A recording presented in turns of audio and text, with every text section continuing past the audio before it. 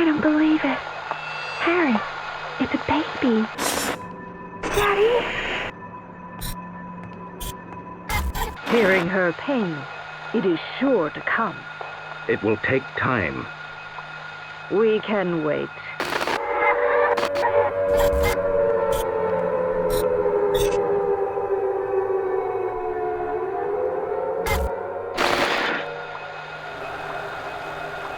Daddy?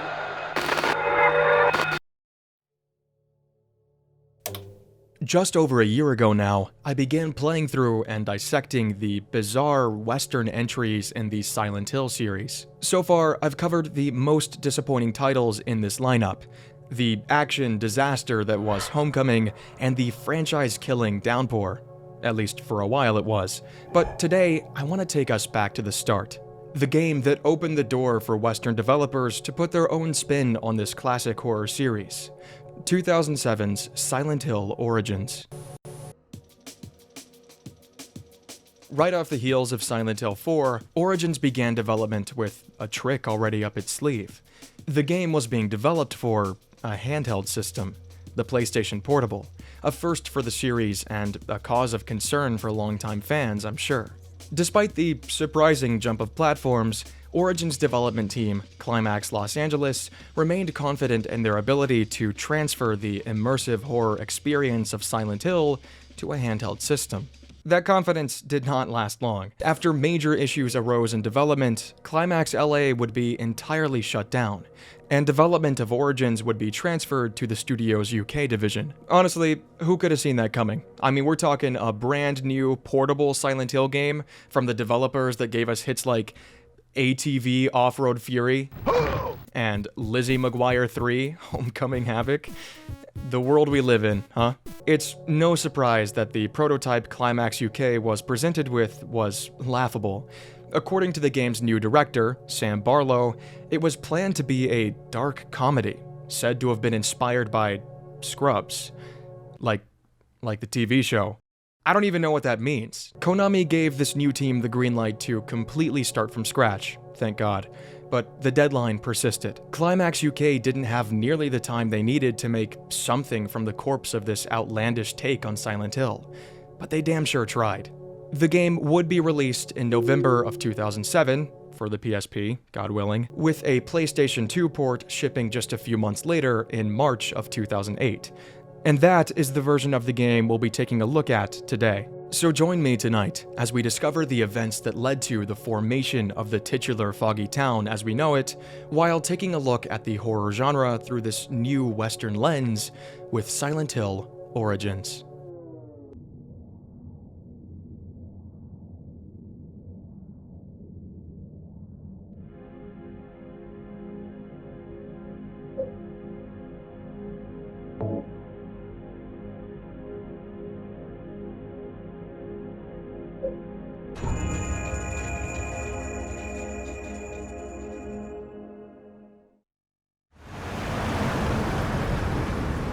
The story opens with a quick conversation between our protagonist, Travis Grady, and an unknown friend of his. Travis is a truck driver, currently out on the road with a late delivery, letting his friend know, over the radio, that he's gonna try to make up some time by taking a shortcut through Silent Hill. We know that's the worst fucking thing you could ever do, but Travis doesn't even make it to the town before some freaky shit starts happening. According to the call with his buddy, Travis has been kept up all night by bad dreams. Something that seems to bother him fairly often. In fact, we get a few flashes of these dreams, with Travis as a young boy staring down into an open grave at a funeral. Distracted by these visions, Travis fails to see a figure wearing a black cloak stumble out onto the road right in front of his truck. At the last second, Travis catches a glimpse of this person and manages to slam on the brakes before they collide. Take notes, RA2 truck driver. Travis hops out of his truck to investigate, when the rain suddenly stops and is replaced by a wall of fog. Guiding this fog is a little girl. Travis sees her in his truck mirrors, but when turning around to face her, she's no longer there, just the fog slowly rolling in. Putting his attention back to the figure, Travis looks around the front of his truck, but finds no one.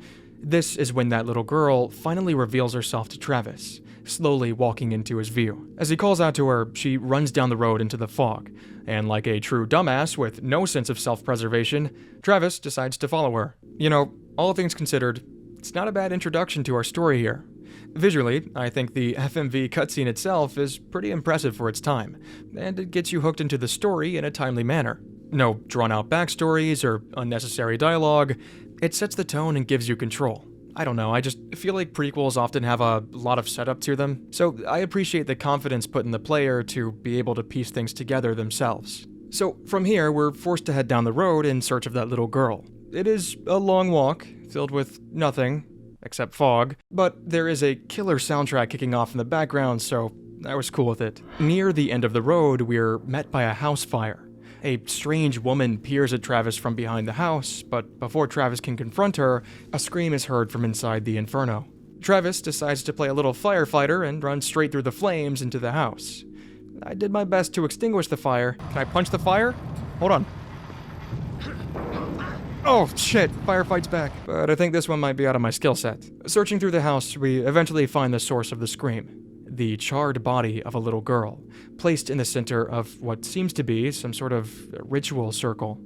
Surprisingly, this girl is still alive and asks Travis to let her burn, which I was more than okay with, but Travis disagreed, so we grab her and start making our way out of the building. Travis, I hate to inform you of this, but this bitch is crispy. Like, I don't think we're getting her out of here alive. With the help of some supernatural intervention, we managed to get the girl, and ourselves, to the front lawn. Travis puts her down in the dirt, somehow still convinced that she can be saved. Safe now. Is she? And as ambulance sirens fade in from the distance, Travis loses consciousness right next to the girl. As the camera pans out, the sirens transition into the haunting call of the otherworld that we're pretty familiar with by now. Meaning, lovely things are in store for Trucker Travis here. Immediately, that's proven true, as Travis wakes up hours later on a park bench in the middle of Silent Hill. Also known as the worst bender ever. Now, how did I get here? Oh, fuck. That scared the shit out of me. Where am I?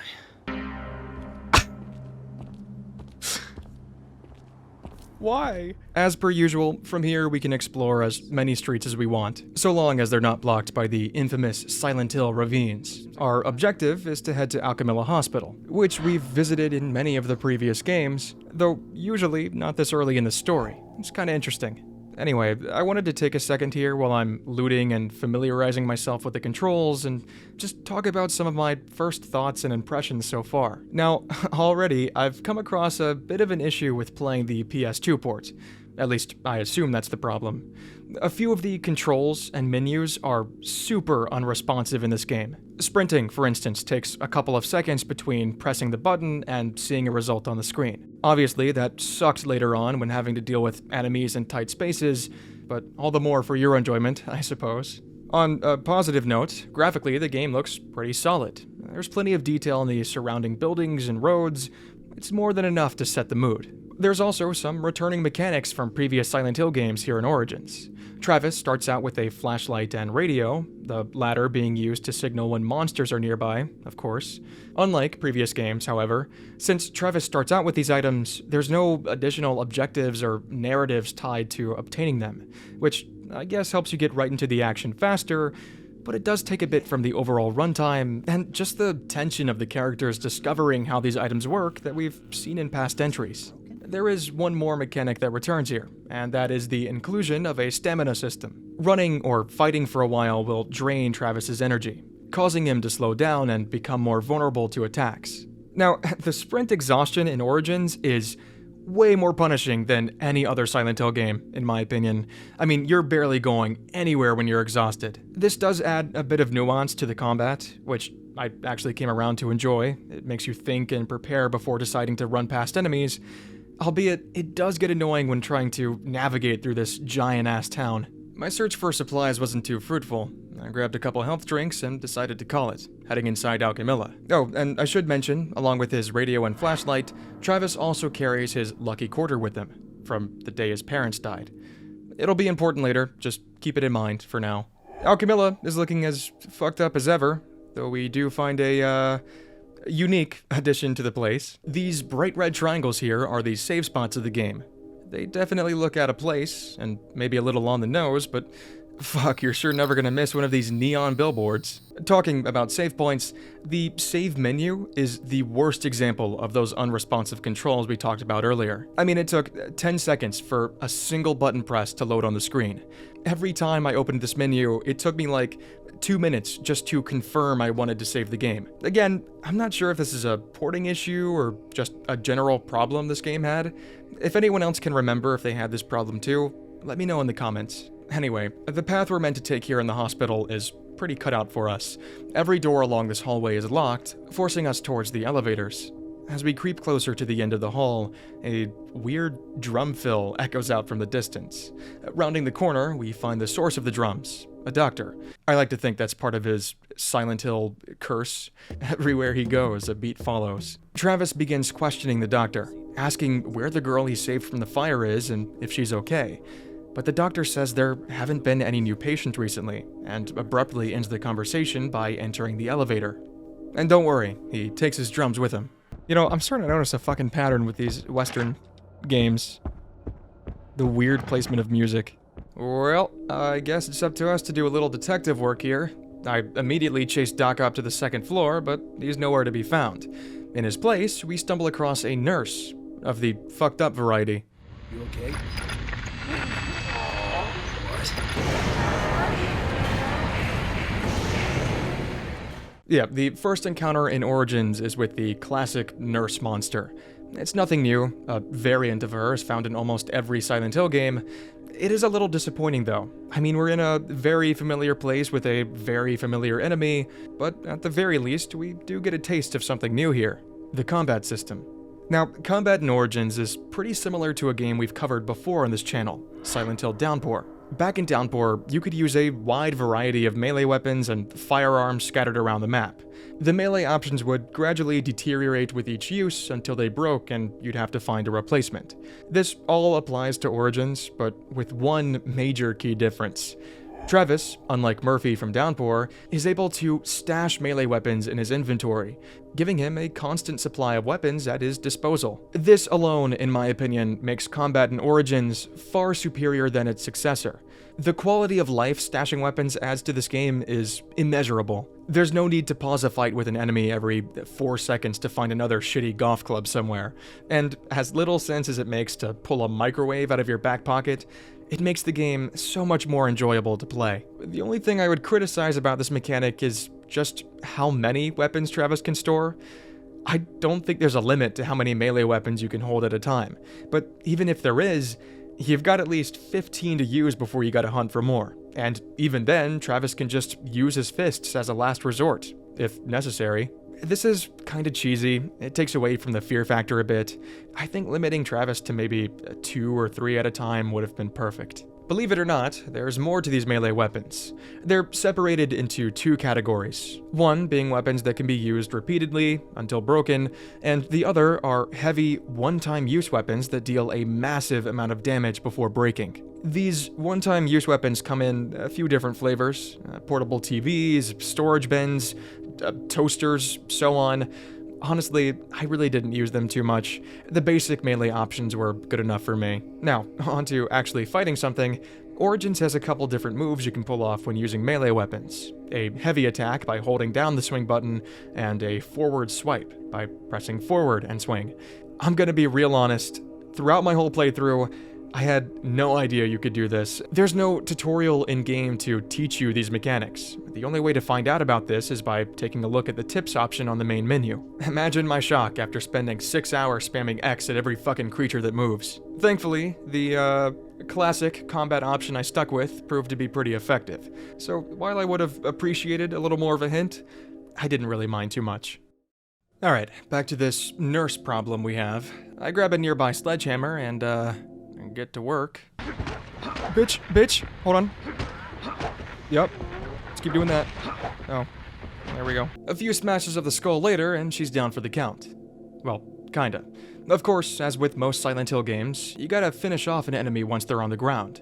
Usually, this consists of beating the shit out of them for a few seconds and hoping that would be enough to keep them down, but here in Origins, Travis performs a finishing move, 100% confirming the kill.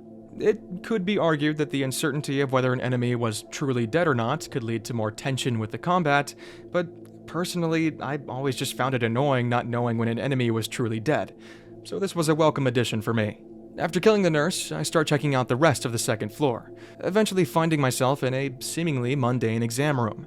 But there's a couple oddities in here. First, we find a note containing a report on a recent patient admitted to the hospital.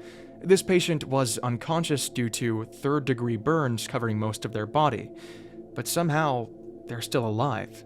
So, check, and check. Looks like that doctor earlier was a fucking liar. Now that we know the girl is in here somewhere, and the doctors are being shady about it, I guess we'd better get a move on if we want to check up on her.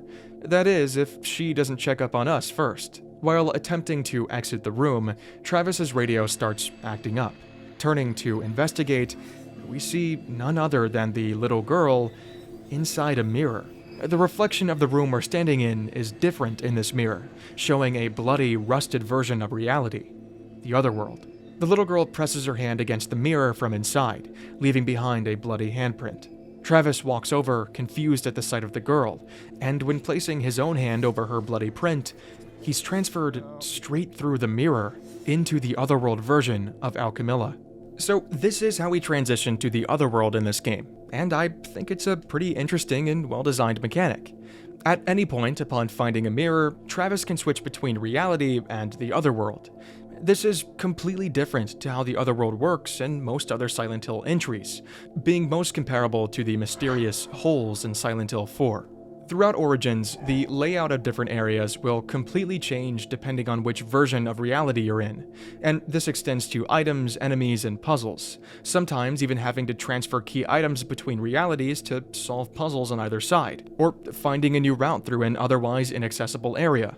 I really enjoy how this mechanic shakes up the gameplay experience, changing puzzles from being a mostly self-contained single-room experience and tying them into more of the overall exploration and narrative aspects of the world.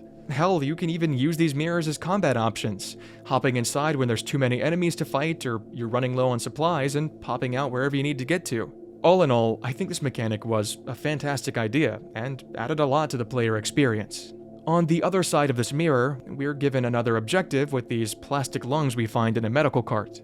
Scattered around the area are a few different plastic organs that we'll need to collect for future use. Right now, it's time to check out what things are like on the other side. Okay, this is one of those sections where I spend most of my time searching rooms for supplies and key items, so as always, I'll save some time and skip around to the most important parts. Starting off, after taking care of a couple nurses with my newly found scalpel, I head inside a generic patient room and grab a golden egg and an ominous letter. A lot of said letter is redacted, but the gist of it seems to imply that the girl we saved from the fire is being held against her will somewhere, and that the writer has used some method of containing her powers. Clearly not well enough, given that we're in hell right now. Just a few doors down from here, we find yet another separate puzzle that we'll have to solve eventually. This time, it's a lockbox that we need to find a code for. A nearby note hints that the answer is behind 3 beauties. Super. While exploring the rusted halls, I came across a new consumable item called energy drinks. As you would imagine, they fully restore Travis's stamina upon use.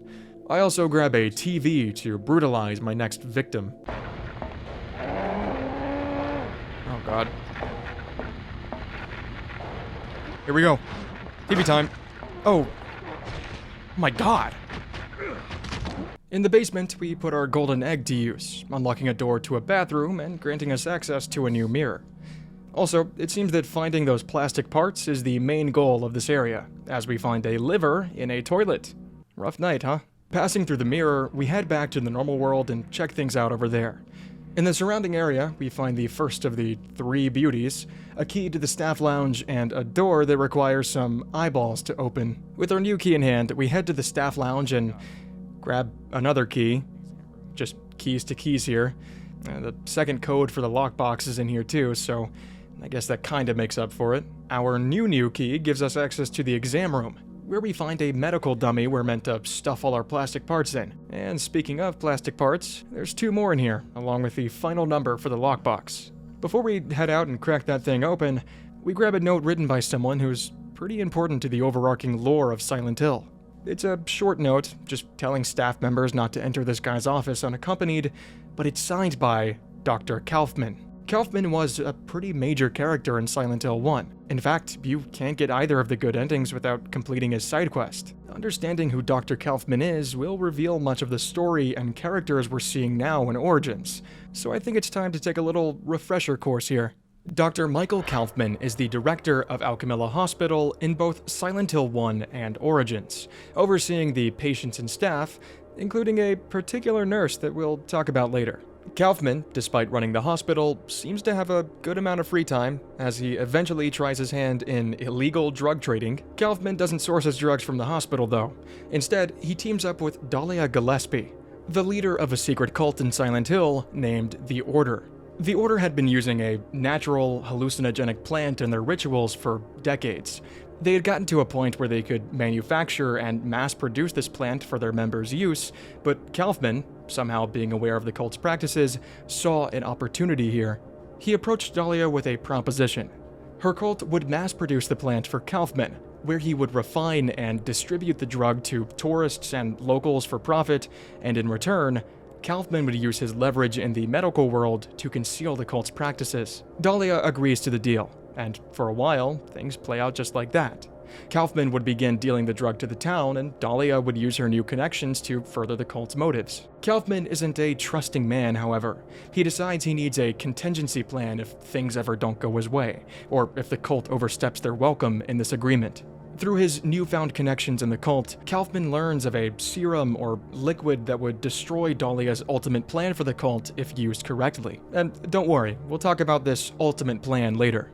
The doctor goes through great lengths to obtain this liquid, concealing this from the cult and dividing it between locations to keep it safe from being potentially destroyed.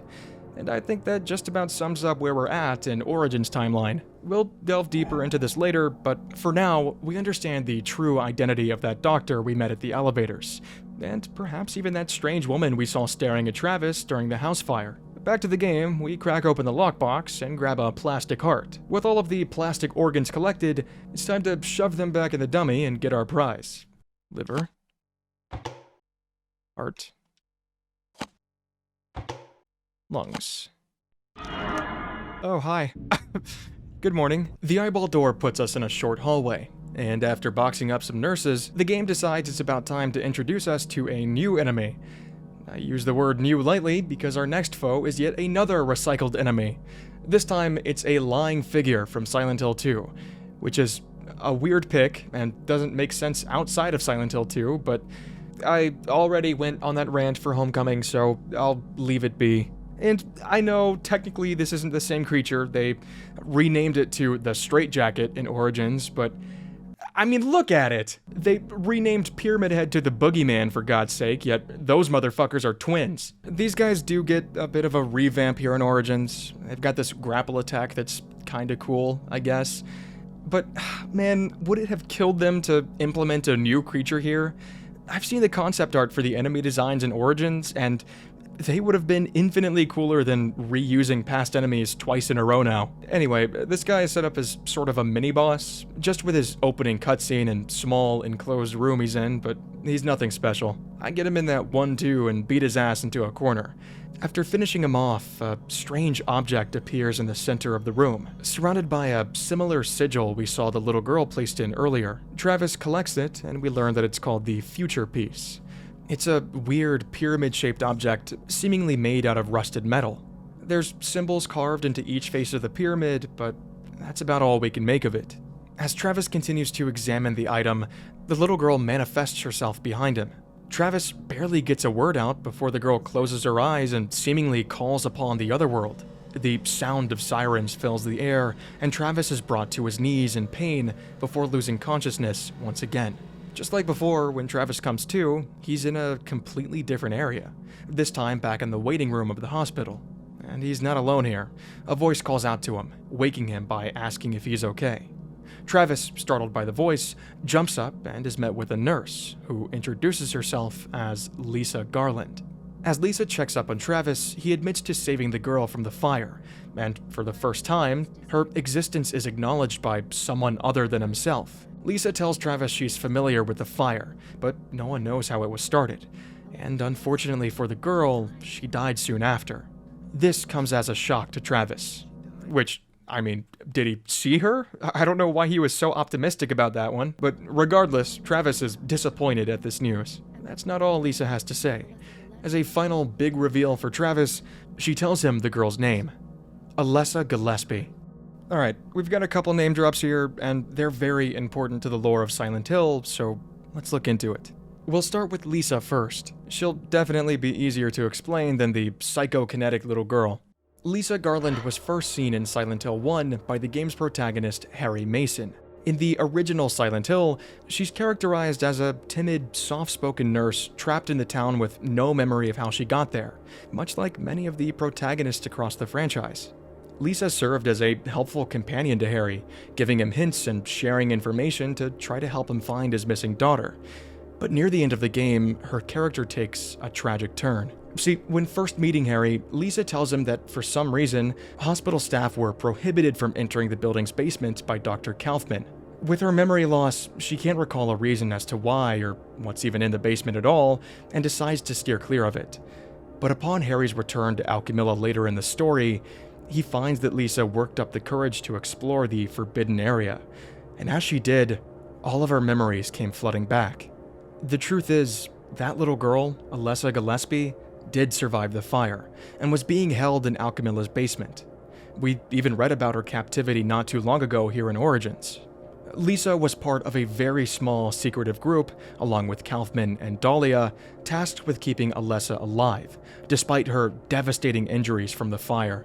Lisa didn't do this of her own free will, though. In fact, she felt immense guilt for keeping the girl's condition a secret, but Dr. Kaufman already had his hooks in her. Kaufman had gotten Lisa addicted to his drug he had been peddling, and used her struggle to blackmail and pacify her from taking action against him or the cult. Lisa, for the next 7 years, would be under Kaufman's control, carrying out every order given to her, regardless of how guilty she felt, until the day she was murdered by a demon summoned by the cult.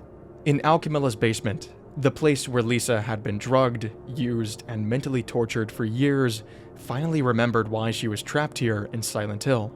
To Alessa's memory, Lisa was no better than the monsters. And that's all she was, Alessa's memory.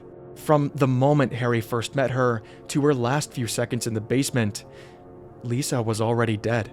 The entity that Harry had been interacting with was nothing more than a projection of Lisa's spirit casted from the mind of a tormented little girl. And that brings us to Alessa Gillespie, probably the most important character in all of Silent Hill. Now, I won't lie, this is where the story gets complicated, and while I did my best to research and convey the story of Silent Hill's cult and important figures in an easy-to-understand manner for this video, please feel free to correct me if I get any of this wrong. So, Alessa Gillespie, daughter of Dahlia Gillespie, was born into a life of pain and suffering. Her mother was a member of the Order, the cult we discussed previously, and expected her daughter to follow in her footsteps. Alessa was forced to participate in cult practices, and was harshly punished, beaten, and tortured for even thinking of straying from this path. She was special, though. Alessa possessed supernatural abilities, but despite this gift, her abilities only led her to be further ostracized from her peers and society as a whole. As Dahlia watched her daughter's powers emerge, she didn't feel sympathy for her struggles. Instead, she began forming an idea on how she could use her daughter to carry out the formation of the cult's paradise. This is that ultimate plan I spoke of earlier. The Order believed that if their god was born into the world, everything would be cleansed in fire, resulting in the rebirth of man, in a newly formed society where there would be no evil, hatred, pain, or death. The cult had been trying to achieve this for years, abducting women from Silent Hill and performing sadistic rituals on them to try and achieve the birth of God. But it always failed. This is where Dahlia thought Alessa would be different. With Alessa's supernatural powers, Dahlia took this as a sign that she would be the one to succeed, to carry God to term and give birth to a new world.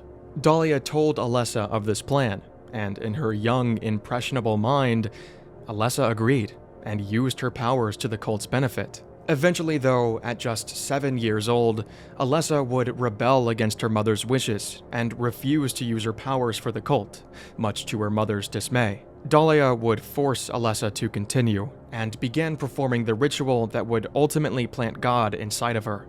That ritual is what we saw the remnants of at the beginning of the game with the house fire. This ritual needed fire to be carried out, and when that fire got out of hand, Dahlia abandoned her daughter in the flames, though she was confident the ritual would still succeed. Dahlia had cast a spell of protection on Alessa, and along with Alessa's natural abilities, she was able to survive the fire, even with the excruciatingly painful burn she'd endured. After Travis had brought her outside, Dahlia would take Alessa back to the cult and Dr. Kaufman, where he was expected to keep her alive in return for their drug agreement. This is where that small team of cult members and Lisa were brought in to take care of Alessa, and where we're at right now in the Origins timeline. So, to sum up everything we need to know, the little girl we saved from the fire is named Alessa Gillespie and is still alive somewhere inside Alchemilla. She's also likely the same girl that keeps knocking Travis the fuck out.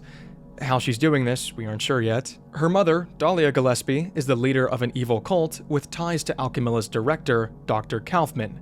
And finally, Lisa Garland is a nurse here in Alchemilla who's being blackmailed and manipulated to keep the truth of Alessa's whereabouts under wraps. Also, just in case you got confused earlier, Lisa is alive during Origins. She isn't a ghostly projection. Yet. Okay, I'm done assaulting you with lore for now. Travis and Lisa finish up their conversation. She tells him Kaufman is expecting her at a nearby sanitarium, and Travis just decides that he'll tag along, I guess. Yeah, this didn't make much sense to me. I mean, he got his answer about the little girl. He should be trying to get the hell out of here. I guess the lore reason for heading to the sanitarium next is because all the roads are blocked for Travis, and that's the only place he thinks he'll be able to find someone, but there's no reason given for this in-game. There's no notes, no cutscenes, no dialogue. Just the second you leave the hospital, the next objective is the sanitarium. Marked on the map and all. Whatever. Three's a crowd, right? I start hauling ass across Silent Hill over to Cedar Grove, as it's called, picking up some supplies on the way. Due to those pesky ravines, we end up having to take a shortcut through the butcher shop, which just so happens to contain some of the best horror elements this game has to offer. Already upon walking to the front door of the shop, we can see a trail of blood soaked into the concrete. Inside, the blood continues, spattered along the walls and furniture. Various pieces of meat are strewn around the room, some having been sloppily ripped apart with meat hooks. The air is dead silent, apart from the whirring of some machinery in the back of the shop. Following the sound, Travis comes face to face with a new monster.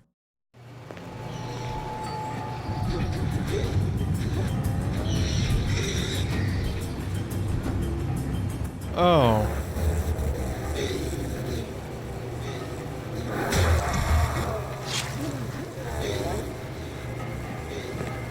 Okay.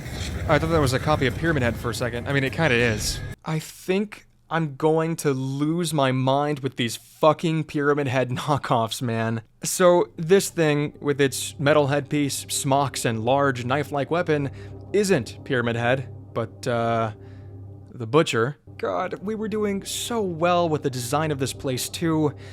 I don't know. I mean, he's not terrible. He has a pinch of unique to him, but with this guy being the third heavily inspired enemy we've come across now, it's just exhausting. I want to see something new, you know?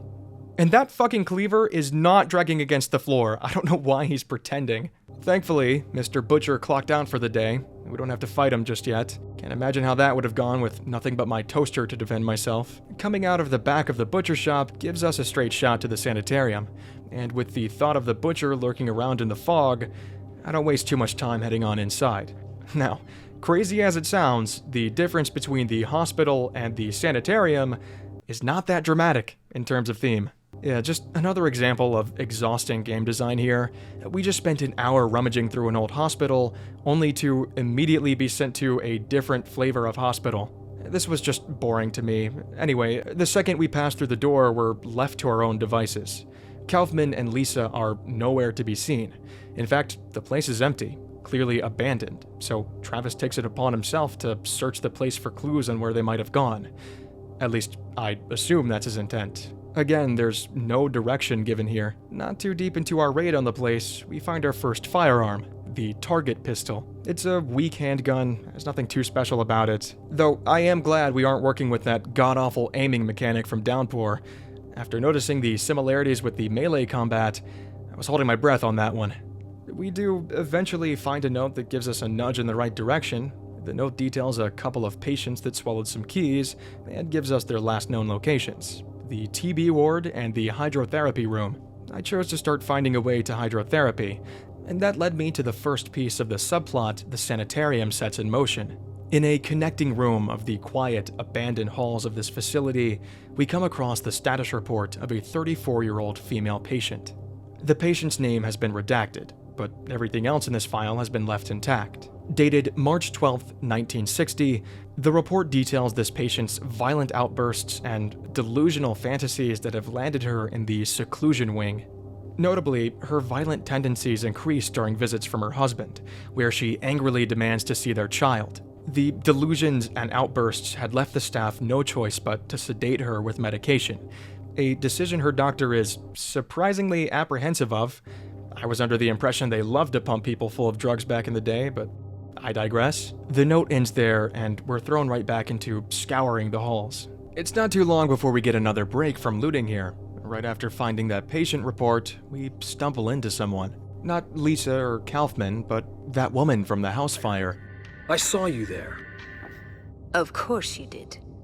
That was my house, burning. My daughter, Alessa. She was your daughter? Why did you leave her? Why did no one help? You all left that girl to burn. So we did. The world is stranger than you think. You're crazy. What happened to her?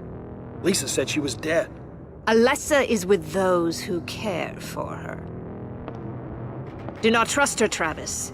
She does not know what she is doing. Well, damn, I guess he didn't want answers that bad if he lets her slowly make her way down the hall like that. So now we actually have some semblance of a reason to be here, I guess.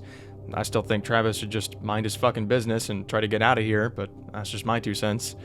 I assumed our goal was to try to find Dahlia again, or maybe figure out where Alessa's being held, so that's what I tried to do, but as I would soon find out, this place is tied more closely to Travis himself rather than any of the cult business. The first real piece of evidence for this will be found in the female ward, but it's quite the process to get there. First things first, we'll need to grab a key to the basement, which we'll find in the TB ward, and I'm excited to share that on the way, we finally get our first original enemy here, the Remnant.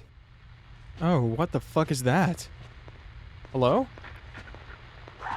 The fuck am I looking at? It's a shadow person. That's right. It's a shadow that you can shoot. Okay. I don't know anymore. I mean, on one hand, it is something new. It is. But on the other hand, are you fucking kidding me? They gotta pull out something real special for the next enemy to make up for the shit we've gotten so far. I'll tell you that much. These guys did prove to be pretty difficult for me to fight hand to hand, probably on the account that I wasn't using the melee combat to its fullest extent, so I made the executive decision to dispatch these fuckers with bullets. Also, I picked up a new melee weapon here that I thought was a pretty funny choice. But at least we know that— holy fuck.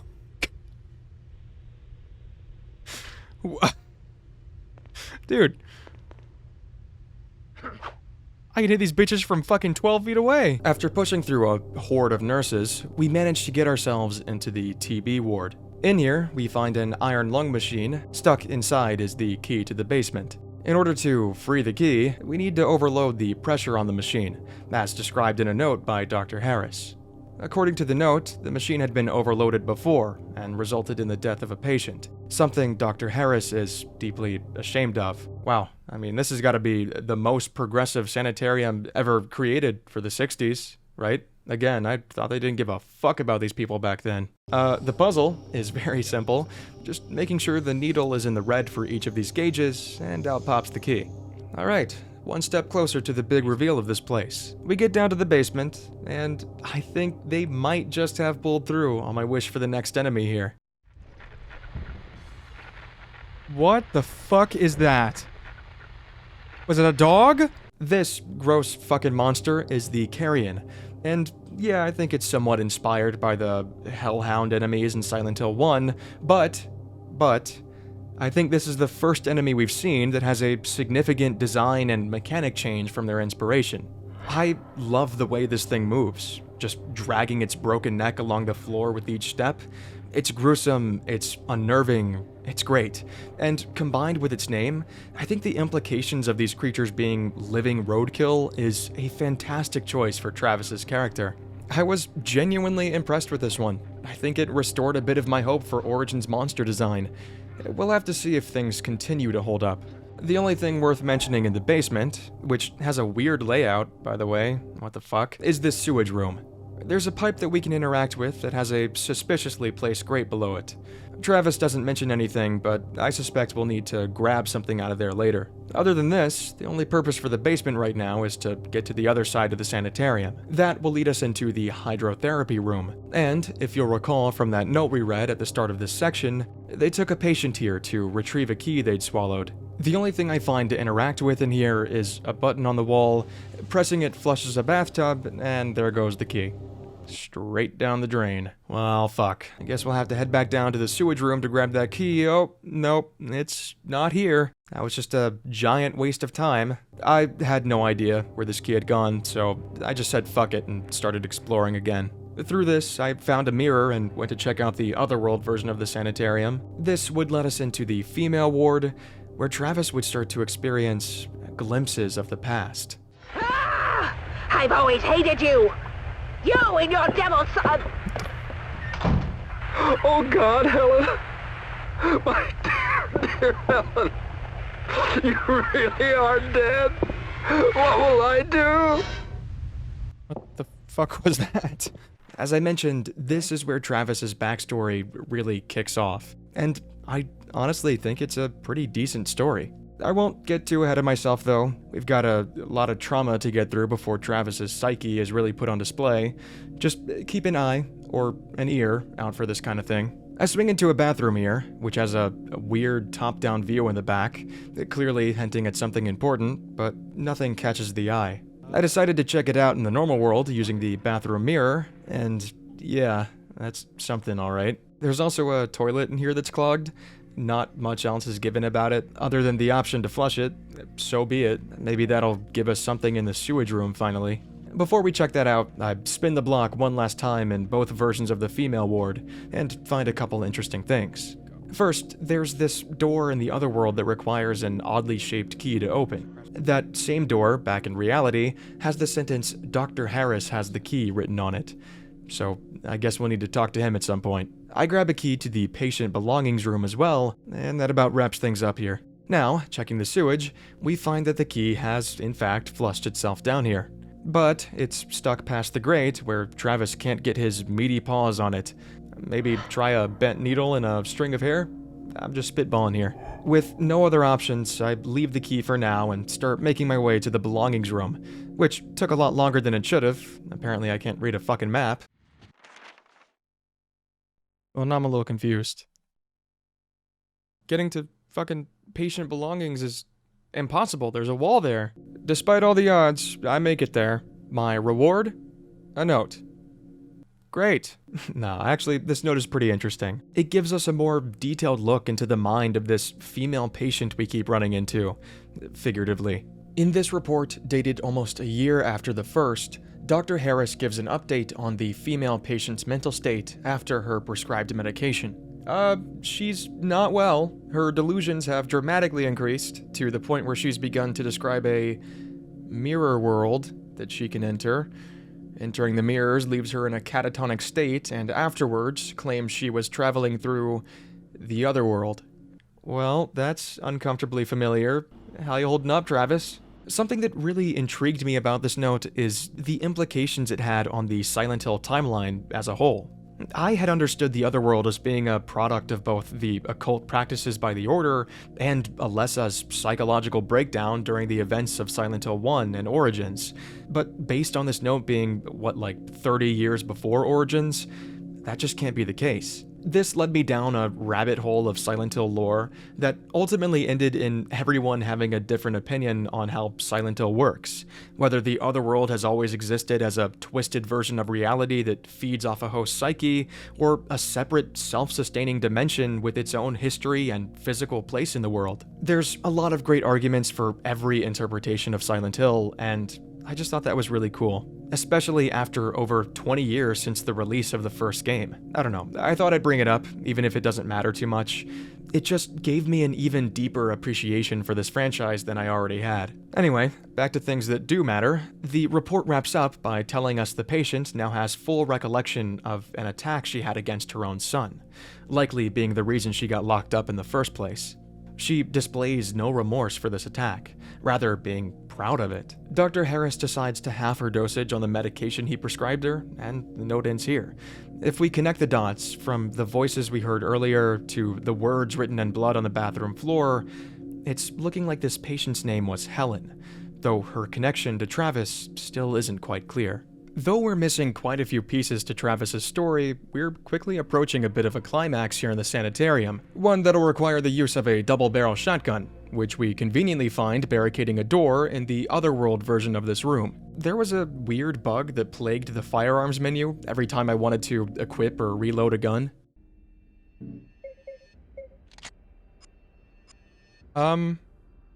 That is not a shotgun. What the fuck?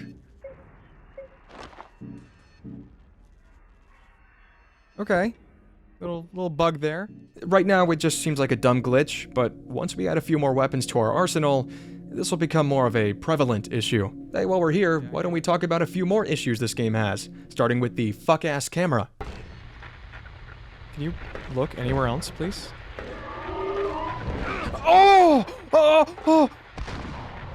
What the fuck? Up until now, the third-person camera had been pretty tolerable. There would be moments here and there where it would be kind of hard to see where I'm going and whatnot, but from here on out, the camera became my biggest fucking enemy. It doesn't matter where you are, on a wide open street, a dark alleyway, a fucking hotel bathroom, the camera will always find a way to show you absolutely nothing. It's almost impressive. I cannot express how infuriating it is to be tackled by one of these godforsaken creatures because I'm making Travis tweak in a corner, spinning in circles and giving him whiplash trying to fix the goddamn camera to see more than 2 feet in front of me. And the readjust camera button is a joke. They might as well put a little text box on the screen telling you to go fuck yourself every time you press that one. There's actually more to dislike about this camera, but I'll save that for later, because I gotta move on to the next dumbass mechanic. Crazy how I'm just being battered with bad design in this 2-minute time span, by the way. After I put down Old Yeller here, I went to finish him off, as per usual, when I made a discovery that had been negatively affecting me the entire game. Tell me that didn't use my ammo. Oh my god, it did use my ammo. Why? So finishing moves aren't some flashy animation, they actively use up your resources. Logically, I see how this makes sense. You know, if Travis uses a bullet on a downed enemy, why would that bullet stay in my inventory? Fine, whatever, but following that same string of logic, why would Travis ever choose to use a bullet on a downed enemy when time and time again, it's proven that his boot does the same job? The only way I could rationalize using weapons on a downed enemy is if some enemies required more power to keep down. But that just isn't the case. Every enemy can be killed with one stomp. So my working theory is that either they scrapped the idea of having stronger enemies sometime during development, or they just wanted finishers to look cool. I'm leaning towards the latter. Regardless, for the rest of the game, I would do my best to conserve my ammo and durability, unequipping my weapons after most encounters. This obviously got pretty annoying after a while, having to scroll through 6 menus to put my weapons away, but I mean, what else are you gonna do? Now that we've simmered on that for a while, we can keep moving through the sanitarium, where we'll get another look into Helen's history. In a nondescript room of the hospital, we find yet another report, but this one wasn't written by hospital staff. Rather, it's a police report from the day Helen carried out an attack on her son. Just a few months before Helen would be committed to Cedar Grove, police had been called to her home after neighbors had noticed the smell of gas emitting from the residence. As the attending officer would write in this report, Helen had turned on the gas valves in the house in an attempt to harm both herself and her young son. Once police had arrived and put Helen in custody, she demanded to be released so she could kill the devil child. Police could immediately tell she was suffering from some sort of a mental disorder, which would be corroborated by a neighbor who stated, quote, "Helen has not been well for a while." Well, I guess if there's a silver lining to any of this, it doesn't seem like her son suffered any life-altering injuries from this attack. Although, I gotta wonder, why would her husband leave her alone with their child if she was so unwell? The report says he was at work during the attack, and if what the neighbor said had any truth to it, I don't know, it just seems like you would see this kind of thing coming. Now, there's probably more to the story that we're missing right now. The only thing we can do is keep marching through hell here. With the use of a new mirror, we get down into the otherworld basement, where, in the sewage room, the grate stopping us from getting that key just doesn't exist. How does the grate not exist, but the key still does? I don't know. Otherworld logic is freaky, man. Anyway, this key is for the interview archives, so we gotta dart across the hospital back there, which was a feat in and of itself, but eventually, that'd get us there. At first glance, there doesn't seem to be anything of interest besides another mirror to use. But upon approaching said mirror, we get another glimpse of Helen's past. I had to do it. You had to? Please, help me understand. That's what you do with pests. That's what you do, isn't it? And he was a pest. Oh, he was a bad boy. Always has been. I tried to pretend he wasn't, but they were there to make sure I didn't forget. They? The people in the mirrors. They see it all. And it was their idea? Yes. They saw the devil inside of him. I had to kill him. I know you think what I did was wrong. I just want to understand. Helen. No. You want to keep me locked up, Doctor. But you can't. I can leave whenever I want. I can step through that mirror and into their world. This world is just a daydream. Helen? When will they bring me my boy? While this glimpse doesn't exactly provide us with new information, we do get to see how Helen perceives her actions and the world around her. Most interestingly, Helen describes people on the other side of the mirror that can speak with her and, according to her, are responsible for convincing her to attack her son. It could be true. Maybe in Helen's other world, there are beings feeding her this information and wreaking havoc on her family's lives back in reality. Or maybe this is just a product of her delusions. It is strange how Travis shares the same ability with the mirrors, yet hasn't seen another sentient being outside of Alessa in the other world. Doesn't mean we can't start looking, though. I hop through this most recent mirror, which takes us to the male wing, and this place ultimately boils down to one big puzzle. So, in the male seclusion wing, there are several rooms labeled 1 through 5. Each of these 5 rooms has a defining characteristic of the patient that used to inhabit them. For example, one room is covered in razor blades, while another contains supplies for making dresses. Our job is to take note of each room, then head down the hall to this pill cabinet, where dolls of the 5 patients are waiting to take their medication. Using a note found in the seclusion wing, we can pretty easily figure out which colored pill goes to who, and finally grab Dr. Harris's key. I liked this one. It was a fun puzzle. With the doctor's key in hand, we're just about ready to head out of this place. Thank fuck. But before we can leave, we've got one last strange door to open. And just as it hinted, Dr. Harris has the key. On the way back to the doctor's office, we find a note that wasn't here before. It's an alert to all staff members of the hospital, describing a dangerous event where a young boy snuck into the female seclusion wing to visit a patient. The note doesn't say what transpired between the boy and the patient, only that his father came to take him away. But it looks like Helen's wishes finally came true. Her boy was brought to her once again. Thankfully, it's not too hard to get back to the doctor's office, and upon entering the room, we see no one. Yeah, I didn't think the good doctor from 30 years ago was still tearing up the halls of the abandoned psych ward, but that doesn't mean he didn't leave us a little treat. Just as the prophecy foretold, we pick up the key to that strange door, the Jocasta artifact, which would be an interesting reference to Greek mythology, but I fail to see how the story of Jocasta truly reflects the narrative Origins is pushing. You'll see what I mean. Anyway, we snatch up the key, and underneath it is one final note on our favorite mental patient. This report is a personal note written by Dr. Harris himself, and it kicks off with one hell of an opener. The new patient, Helen Grady, arrives today. With the confirmation of Helen's last name, it's looking very likely that Helen Grady is the mother of our protagonist, Travis Grady. This would mean that the boy we read about in the notes, who was nearly killed by his mother and snuck into the sanitarium on his own to visit her, that was a young Travis. This revelation might even add some context as to why Travis chose to enter the sanitarium in the first place. Maybe the town was calling him here to remember and relive the trauma of his mother's mental break. The note continues on to state that Helen initially had no recollection of the attack, and, of course, would ask to see her son. Dr. Harris would tell Travis's father that the best thing they could do was to keep Travis away from her. This decision clearly upset and confused Travis, as proven by his infiltration of the sanitarium, and this drawing that manifests itself outside of Harris's office.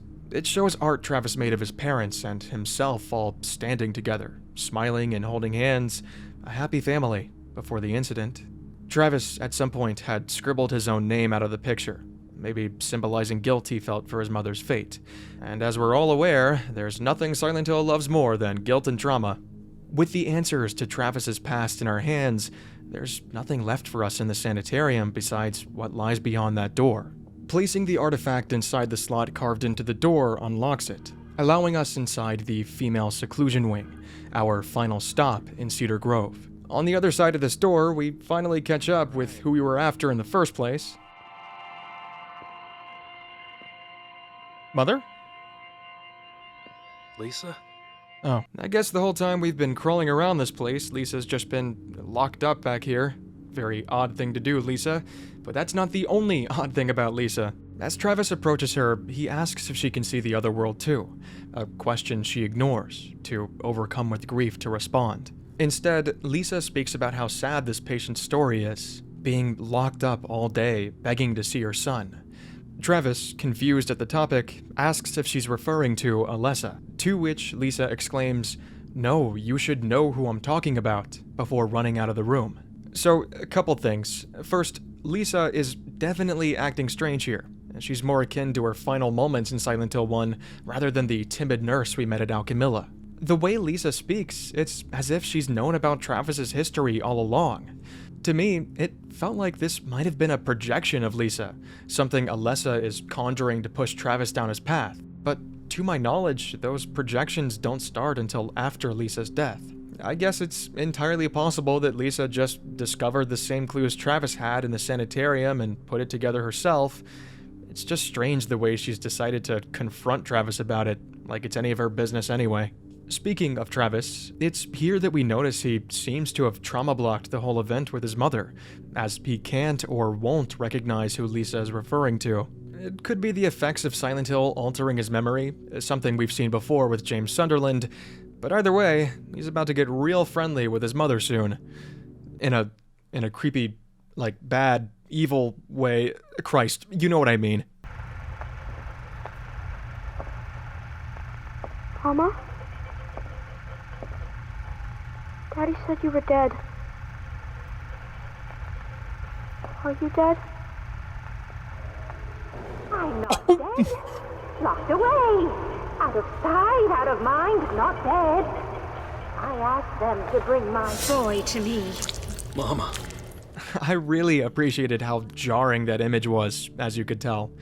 Thankfully, unlike a lot of the common enemies, the bosses, for the most part, seem to be both well-designed and presented. The fight, however, is A very classic Silent Hill boss fight. And by that I mean, we just kind of run and shoot in a tiny room. And look, I wish I could talk more about this boss's design and animations, but unfortunately, the camera fucks us over once again. Yeah, this is the worst part of the awful camera for me. Combat shit I can deal with. I finished Downpour for God's sake. But when I'm trying to take in and appreciate the horror of a creature's characteristics, and I'm instead forced to stare at Travis, that's when I really take issue. For some reason, in most of the boss rooms, the camera locks dead center on Travis. Meaning, not only am I spending most of my time just hoping that I'm aiming at the enemy when I shoot, but again, I have no idea what that enemy is doing. In this mother fight, she seems to have several different attacks, but I could barely see any of them. So my judgment of her design is based almost solely off of her intro. Again, I wish I could say more about her appearance, but this is really all I've got. Now, despite the camera trying its best to fuck me over, this is a pretty easy fight. I don't think she landed a single hit on me. After lighting her up with several shotgun slugs and pistol bullets, she's underwhelmingly defeated.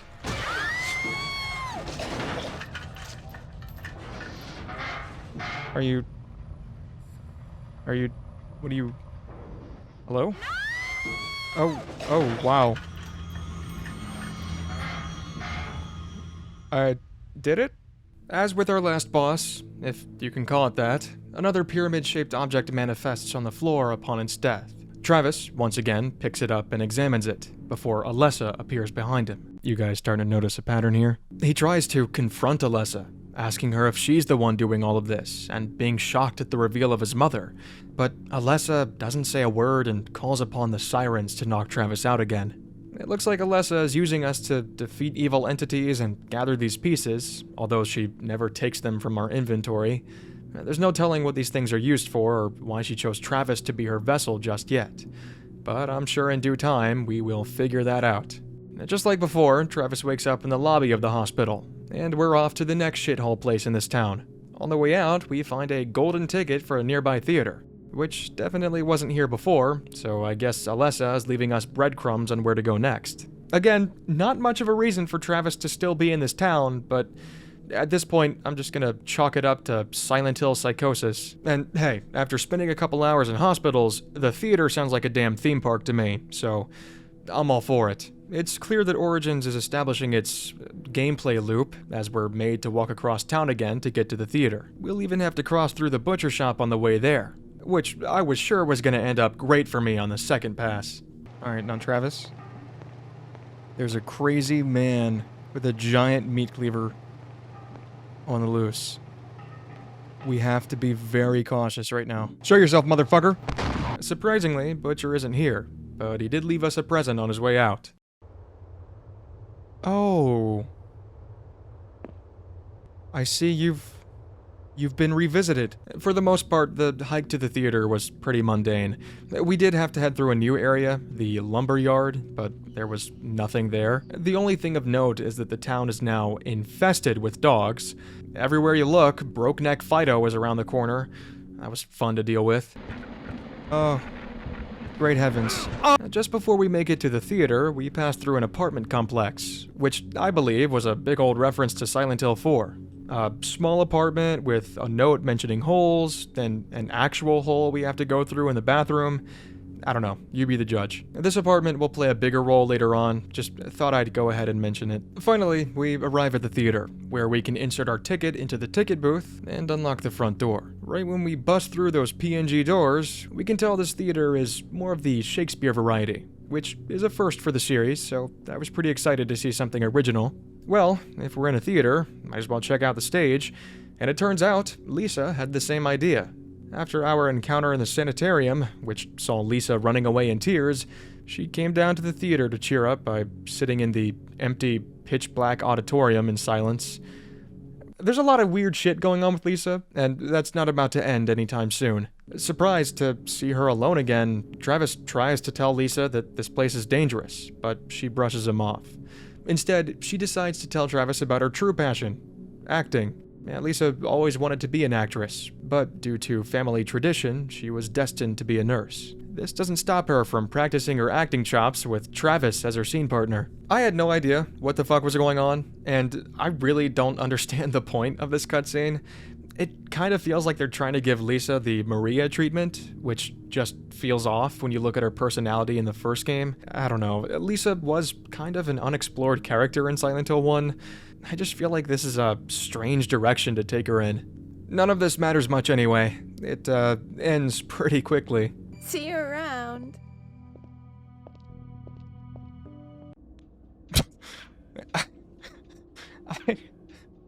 I love it when these games do abrupt cuts like that. Now, with no one to stop me, I went to take a peek backstage and got a screen full of ass.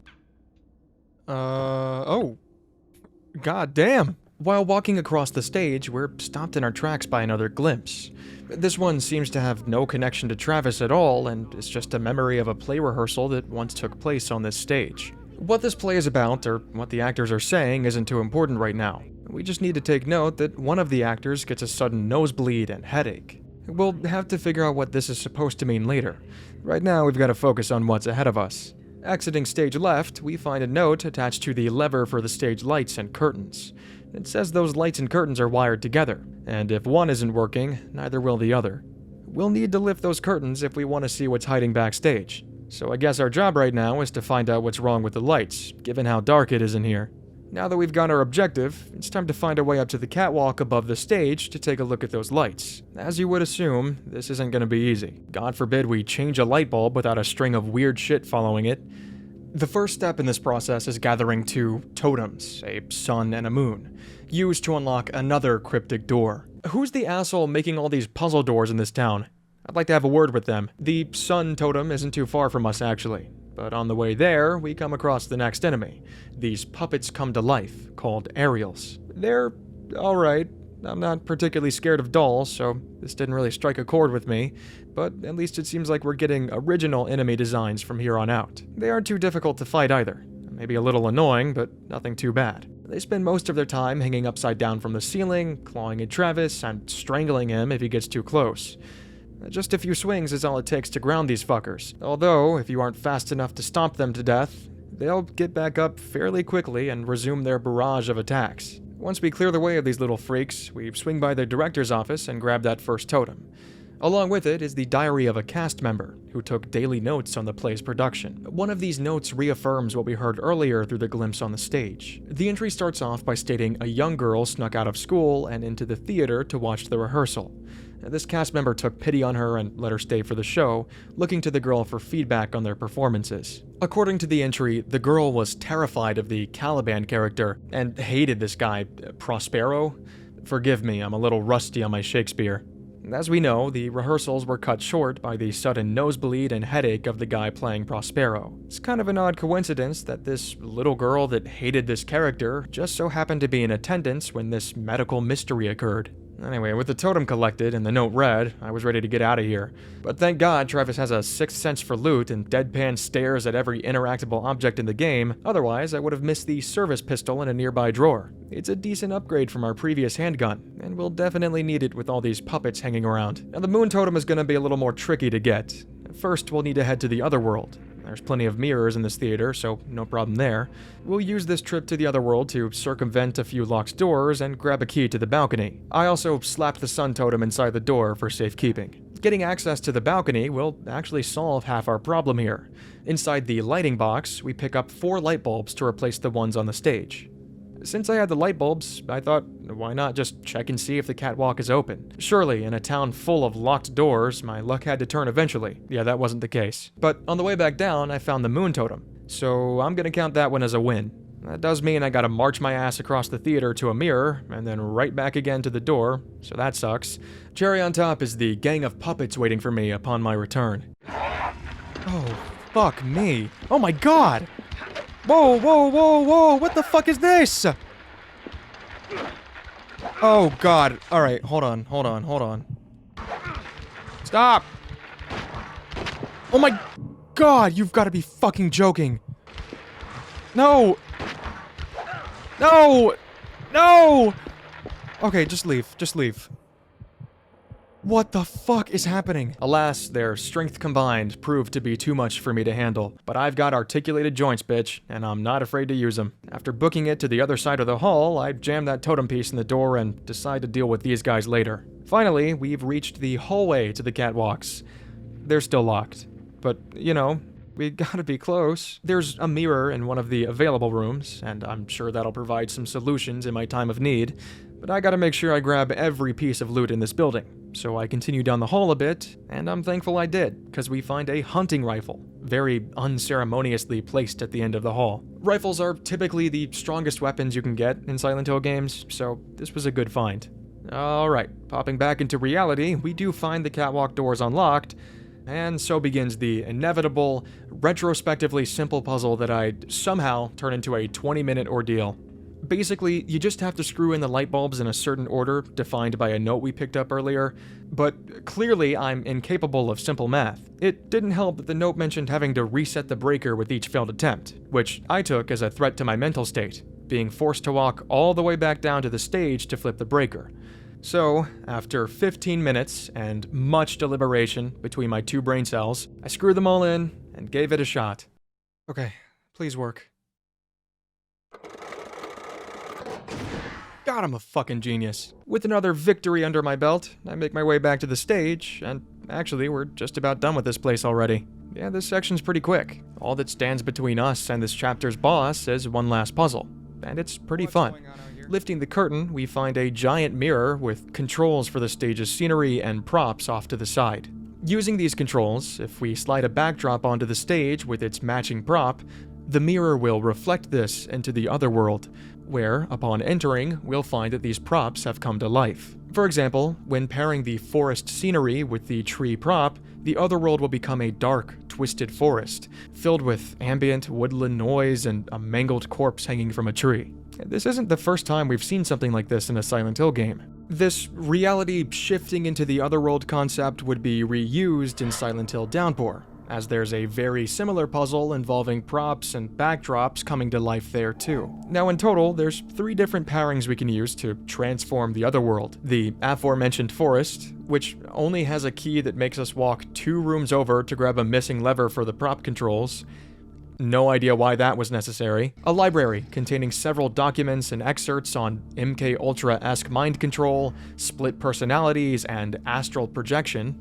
These all seem to be references to Alessa, explaining her mental state and powers. The most important takeaway from these documents is that Alessa's personality, or spirit, is being split in half. One being filled with anger and resentment for her abusers, and the other being more docile, seeking love and approval. This idea of Alessa being split into 2 different beings would, of course, be the whole plot of both Silent Hill 1 and 3.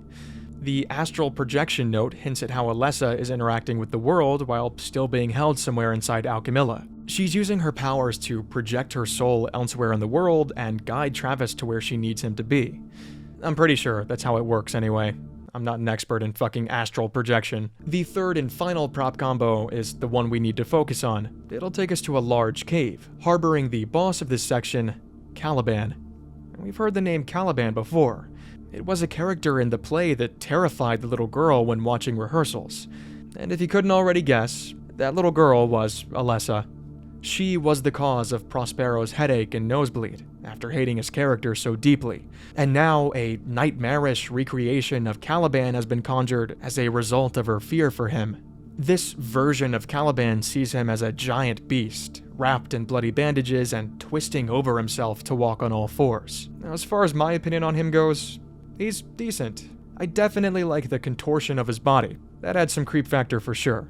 But just like the lying figure we fought at the end of Alchemilla, this guy will become a common enemy after this fight, and I just always find that lame. It takes away from how impactful boss fights are meant to be. Now, this guy might look like a tough fight based on size alone, but it's nothing the old hunting rifle can't take care of. It only took about 8 shots for him to start dreaming again. No crying needed. As always, once he's dead, a new pyramid piece spawns and we collect it. Travis seems to be catching on to the cycle here, and Alessa gets her lick in on Caliban. Rinse and repeat, we're back in the lobby. The body of a puppet is holding the key to the final section of the game, the Riverside Motel. As Travis bends down to pick it up, a glimpse flashes between current and young Travis. He stares at the key for a moment before it returns to his memory that he's been to this motel before. This last chapter will tie up Travis's backstory, continuing from where it was left off in the sanitarium, though this time it's focused more on his father rather than his mother. Now, before I get too ahead of myself, we gotta get to the place first. Unlike our walk to the theater, this final stroll through Silent Hill gets interesting. Right off the bat, the dog problem has gotten insane. They've called for backup. What the fuck is that? That's a big old fucking dog. Okay, we're just gonna throw that out there, I guess. Yeah, I'll be leaving. Great. So we got Clifford on meth here. Anything else the game wants to throw at me? We take cover from the horde of dogs by ducking inside this bookstore. Now, for some reason, a cardboard cutout is holding a real, fully functional assault rifle in here. Again, this is a fucking bookstore. I would get it if it were like a prop for book promo, but no, this is the real deal. You know what? It works out for me. I don't know why I'm complaining. You know, I thought for a second that I discovered a hidden weapon with this assault rifle, but I would soon find out this was, in fact, the intended path. But I felt special for 2 minutes, and ultimately, I think that's what counts. With the dogs at the front door, we're pretty stuck in here. Or at least we would be if we hadn't gone through that apartment earlier. At the cash register, a note tells us the cashier left something inside it for the owner of that apartment. And if we type in his apartment number, we can grab a key to the back door. We're still not there yet. We'll have to take another detour on the way to the motel, a corner store. There was a ton of supplies in here, like a concerning amount. I was fully expecting some sort of eldritch horror on the other side of the door waiting for me, but we're just put right back out on the street. Odd, considering the threatening note I found among the loot. Didn't take the butcher for a man of poetry, but I guess you can't judge a psycho by his cleaver. Thankfully, there's no more detours after the store. We head straight to the motel, only to find it guarded by a fucking army of Calibans and giant dogs. I'm sure the stress of weaving between 20 of these didn't shave a few years off my life, but I managed to make it inside unscathed. Now, the motel is an interesting place. Thematically, we've seen quite a few similar locations with the various hotels and apartments across the series, but I actually think Origin's version stands out a little more than the rest of the crowd. It's not often that motels are seen as more than pit stops to a bigger place in the Silent Hill games, which I've always thought were missed opportunities to explore the innate, creepy aura that motels exude. Furthermore, structures like hotels and apartments are used so often throughout the series that, frankly, it just becomes tedious after a while. The horror of these places quickly shifts from the dark, claustrophobic hallways to turning a corner and seeing 25 new doors you'll have to explore individually. With motels being generally smaller and more open with the outdoor areas, it made this section of the game way more enjoyable to play through. Not to mention, I think the Riverside Motel was pretty well fleshed out, making good use of those outdoor sections, especially inside the Otherworld. Though the biggest and most important aspect of any of these locations is the story they tell, and this one kicks off the second Travis passes through those lobby doors. A glimpse takes over Travis's vision, showing a younger Travis with his father checking in to this very motel. As young Travis approaches the front desk, we're ripped back into reality, where current Travis stands exactly where he did all those years ago. On the center of this desk sits a book containing a list of all current occupants of the motel. All but one of its pages have been torn out. This remaining page lists none other than Travis and his father's check-in details, and we can see which room they were assigned. Room 500. This will be our objective for this final section, unlocking room 500 to see what traumas will be uncovered for Travis inside. Behind the front desk is the key to room 306, so we'll start there. Now, I did check every room on the way to 306, and generally, if there's not a special note or key tied to it, the rooms will likely have nothing of real importance in them. But if there's any exceptions to this, I'll make sure to bring them up. Inside 306, we're warmly welcomed by a new monster, the Two-Back. What the fuck is that? What are you? You have two babies! I mean, you're with child! They're just dudes attached to another dude. Nothing crazy. They do like to hide inside a lot of the smaller rooms, though, so That was always a fun surprise. The main draw to 306 is its inclusion of a mirror, something not many of the other rooms have, for some reason.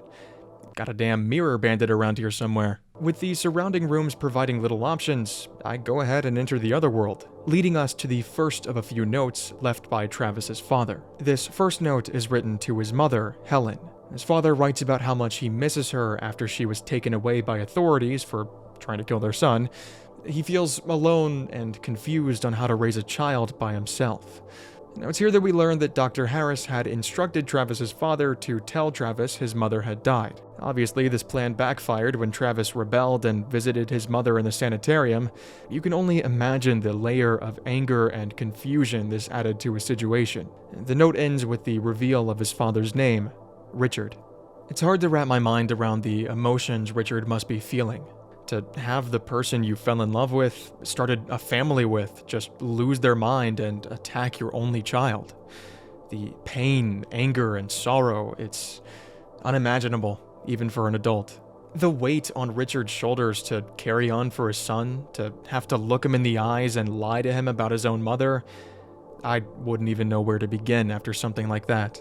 There's more to learn about Richard and his relationship with Travis, so for now, let's keep moving through the motel. The note didn't give us any hint of where to go next, so our best bet is to just try as many doors as we can in the other world until something comes up. By the way, the Otherworld Motel is a true return to form for the Otherworld in Origins. If you think back to the Otherworld versions of the hospitals and the theater, they're more like decayed versions of reality. But here, it's rust grates and spikes to the max. It's a nice touch for the last part of the game. I noticed with the use of this mirror, I now had access to the hallway of room 500, so I went to check it out. You never know. It is blocked off with the use of some police tape, and if we get close enough, we can hear a high-pitched squeal coming from inside. Sounds like good times. Other than this, though, no other room has anything to gain.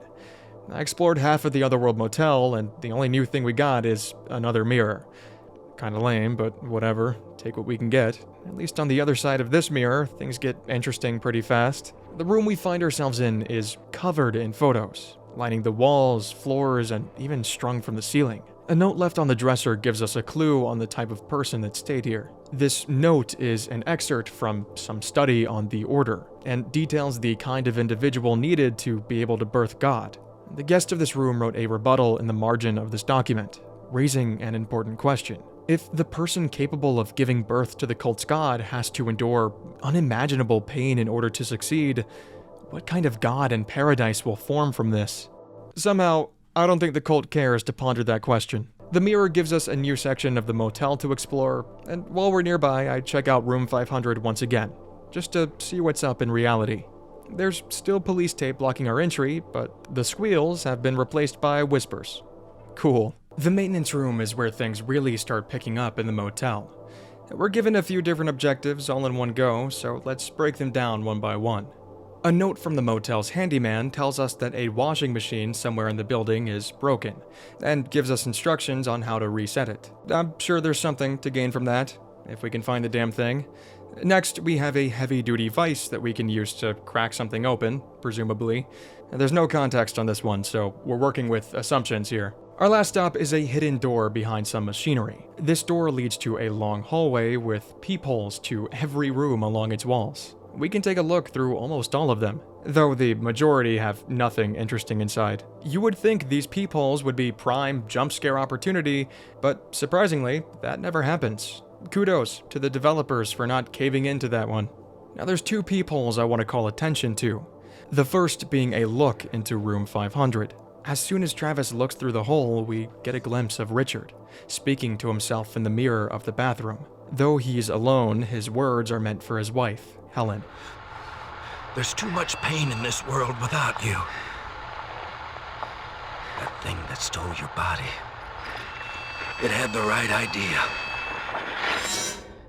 All in all, it just seems like Richard is at the end of his rope, and things are looking pretty grim for his future. After the glimpse fades, we're shown a calendar marked with a specific date, and we'll use that to solve a puzzle later. The last room I want to take a look at is a little further down the hall, but we'll know we're there when we hear someone having a good time on the other side. Of course, we can't see anything, you freak. But hanging on the door, we do find a familiar red sweater, so we're not alone in here. I don't know which is worse at this point, but we won't meet up with these people for quite a while. Oh, and by the way, when looking through a peephole, Travis starts heavily panting every single time, which is kinda uncomfortable. Don't know why he's really embracing the role here. At the end of this hall, we pick up a key to the manager's office and a Polaroid of an unfortunate demise. There's a few of these kind of photos scattered around the motel, but besides just being off-putting or a slight nod to a character's fate, they don't play too big of a role in the story or gameplay. With several different puzzles to complete and doors to unlock, we've got our hands full from here on out. It looks like you can tackle these in any order you want, so I started with that key we just picked up and made my way to the manager's office. This office is really just used as an entryway to the second half of the motel, but it does contain a note that explains the police tape blocking off room 500. So sometime after Travis and his father had checked in, a cleaner noticed something was off with the room and informed the manager. When the manager came to check things out, they found the door already open. And while they don't exactly describe what they saw, we can piece it together from their reaction. They comment on how bad the smell was, and how things like this shouldn't happen. But their biggest concern was the kid, Travis. Apparently, Travis had been standing in this room for 10 hours straight without calling for help. And this made the manager cry their eyes out. It's pretty obvious that Richard didn't make it out of this room. And with his mother still locked up in Cedar Grove, Travis was left all alone in this world. I'm sure he realized that, and maybe that's why he didn't get help. He knew those 10 hours he spent alone with the body of his father would be the last time he would ever see him. We've got a pretty good idea now why we've been brought to this motel and what's waiting for us on the other side of room 500. But I do wonder if Travis understands this himself yet, or if his memory has been taken over by the town, just like with his mother. Anyway, we've got a whole new side of this place to explore, so I go right back to checking every door in both versions of reality. The very first door we open already has something for us. The Redeemer. A 6-shooter revolver with the classic gimmick of having a limited ammo supply around the map, but very high damage. It's locked right now, but this side of the map also has the laundromat, which I suspect will have the washer we read about. And, just to polish it all off, in a back alley we find more of the butcher's handiwork. A slashed open monster with a trail of blood leading into the kitchen. With things starting to wrap up in Origins, I think it's safe to assume we're actually gonna have an encounter with the butcher in here. So I gear up and head inside.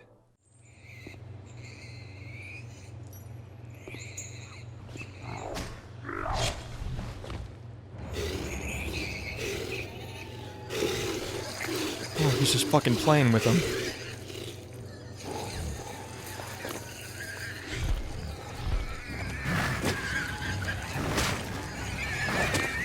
Oh. Fucking Christ, I think you made your point. Don't look over here. Hi.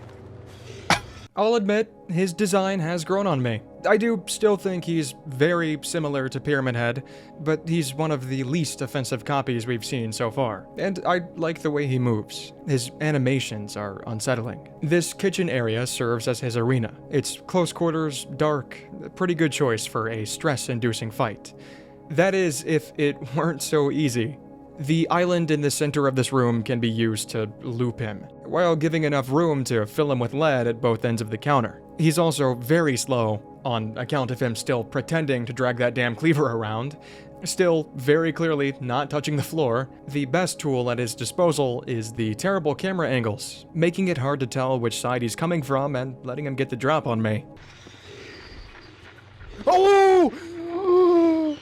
I think I just shit myself. Other than that, he's nothing. A couple rifle rounds later and he's down for the count.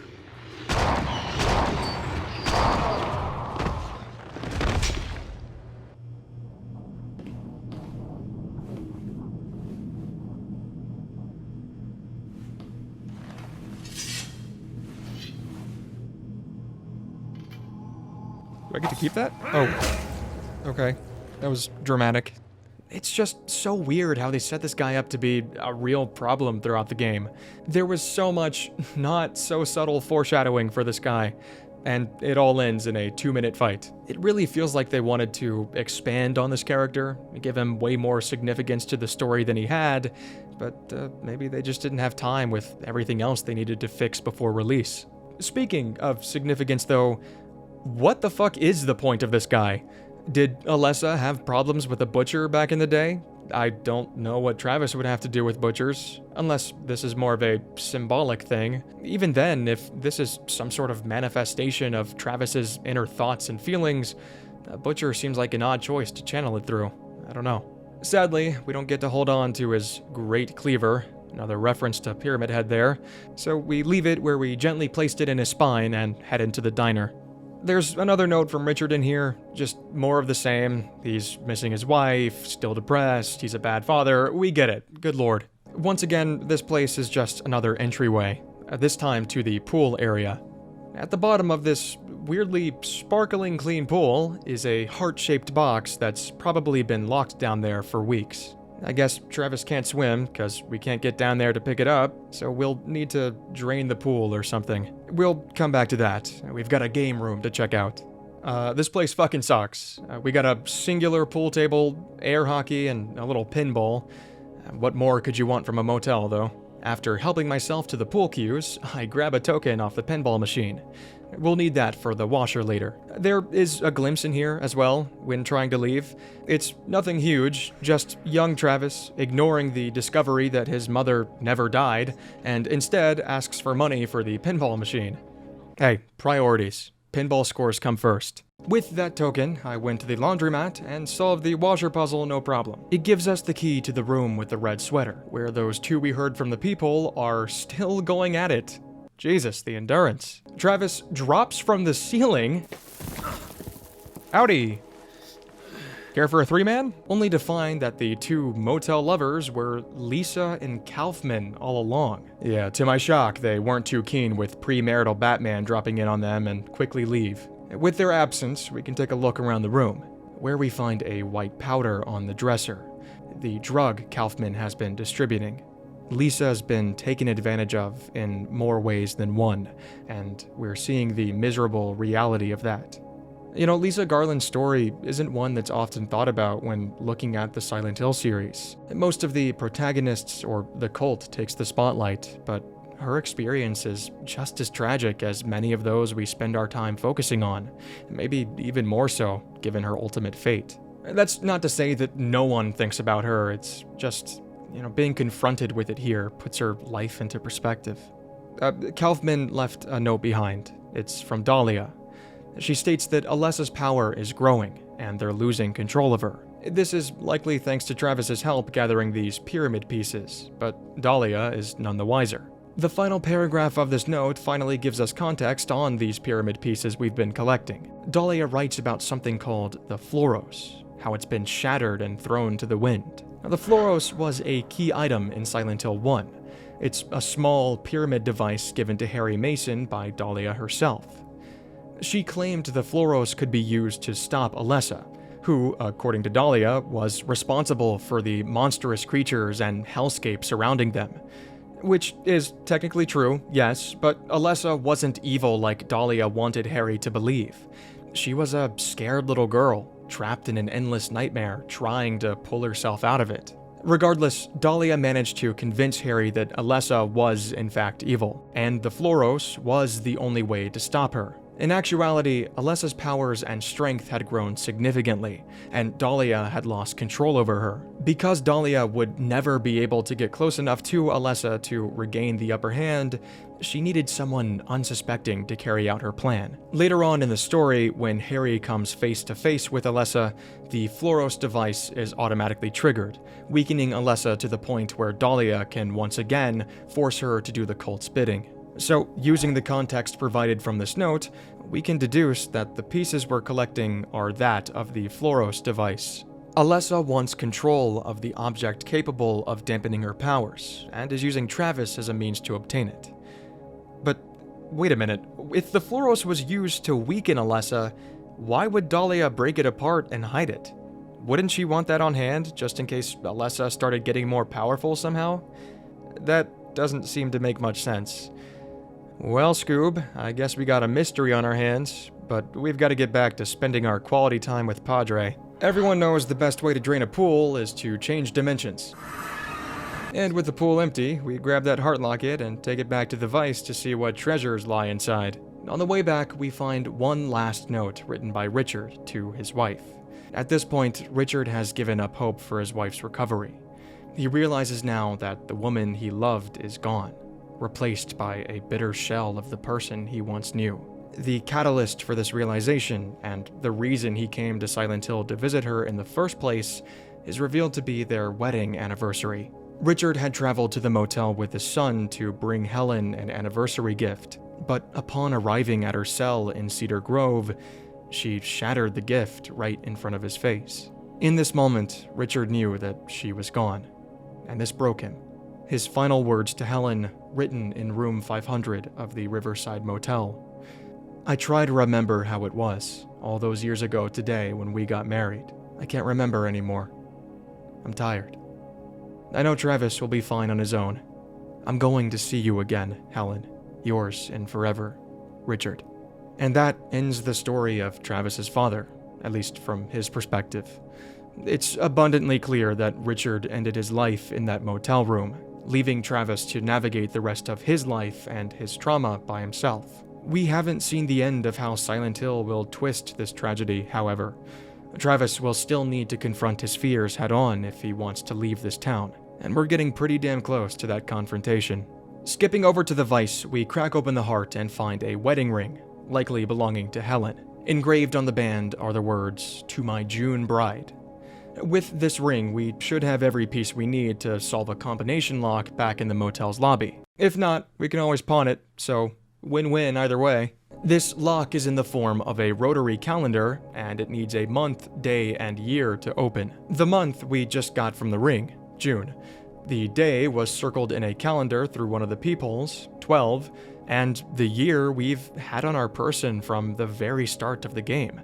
Travis's lucky quarter, the one he's carried around with him everywhere, it has the number 61 etched into it, standing for 1961, the year his parents were married. Kinda weird to carry around the memento of your father's traumatic death. Seems pretty unlucky to me, but whatever.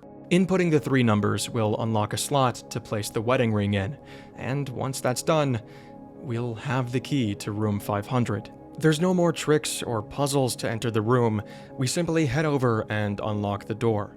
This causes a short glimpse to appear of young Travis entering the room to discover the body of his father, and then we're made to descend a long staircase leading to a single door. Now I do have to warn you, there's a graphic depiction of self-harm coming up in this next cutscene, so if that's not something you want to see, feel free to skip to the timestamp on screen now.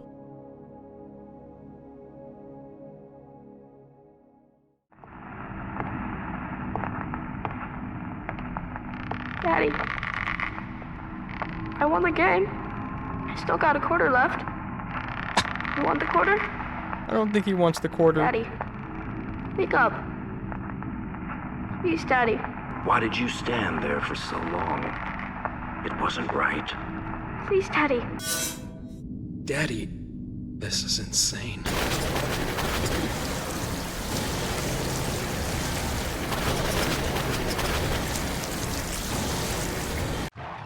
Another super unsettling boss reveal, definitely more so than the mother boss, especially with the context surrounding Richard's death. You know, these 2 bosses are a big part of why I think Travis's personal storyline was handled really well. Their lore is explained thoroughly, we understand why these creatures exist in relation to Travis, and we get a lot of background info on who they're meant to represent. The cutscenes are jarring and horrifying, really putting us inside of Travis's point of view. Even if we had no idea who these creatures once were, we would still be able to tell just how deep of a traumatic experience this is for the protagonist. The fights themselves are okay. I mean, we're still in the PS2 era, so we gotta look at things through an early 2000s point of view. Their designs are solid, if we actually get to see them through the camera issues. Thankfully, the father fight is pretty much the only fight in the game that doesn't have issues with the camera. Given that there's only one angle for the whole fight, it would have been pretty impressive if they managed to fuck that one up. So, Father here has morphed into a pile of skin and blood stapled to a wall, almost melting off of it. He's got some tentacles that can come down and choke you out, but that's about all I got to see from him. Given that he's stuck in one place, it's not too hard to dump a mag into him. Oh. Okay. Fed up with this cycle, Travis starts pressing Alessa for answers after picking up the next piece of the Floros. Alessa, however, still not being much for conversation, hits him with another classic. This time, we don't wake back up where we started. We're instead transported back to Alchemilla's basement, where we find the fifth and final piece of the Floros. There's no fight this time, it's just given to us, found on the floor of the desolate basement. Now that we have all 5 pieces in our possession, Travis decides the best thing to do is to start smashing the fucking thing together, like a caveman with a couple rocks. Somehow, through the power of perseverance, we get this thing working, and as soon as we put the final piece into place, the device activates. Travis drops it to the floor, but the Floros begins to rise on its own, floating in midair as its pieces rotate around it. A demonic shriek is heard, presumably coming from inside of the device, before a white flash covers our screen, in what can only be described as an explosion. Travis is knocked to the ground, but when he collects himself and opens his eyes, he sees Alessa walk into the room. With the Floros now in her control, she seems to have regained her strength. A determined expression washes over her face as she moves to exit the basement. What the fuck was that, man? Guess we better hit the road too. Now that we got her toy back, I'm sure she'll be fine with Travis heading home.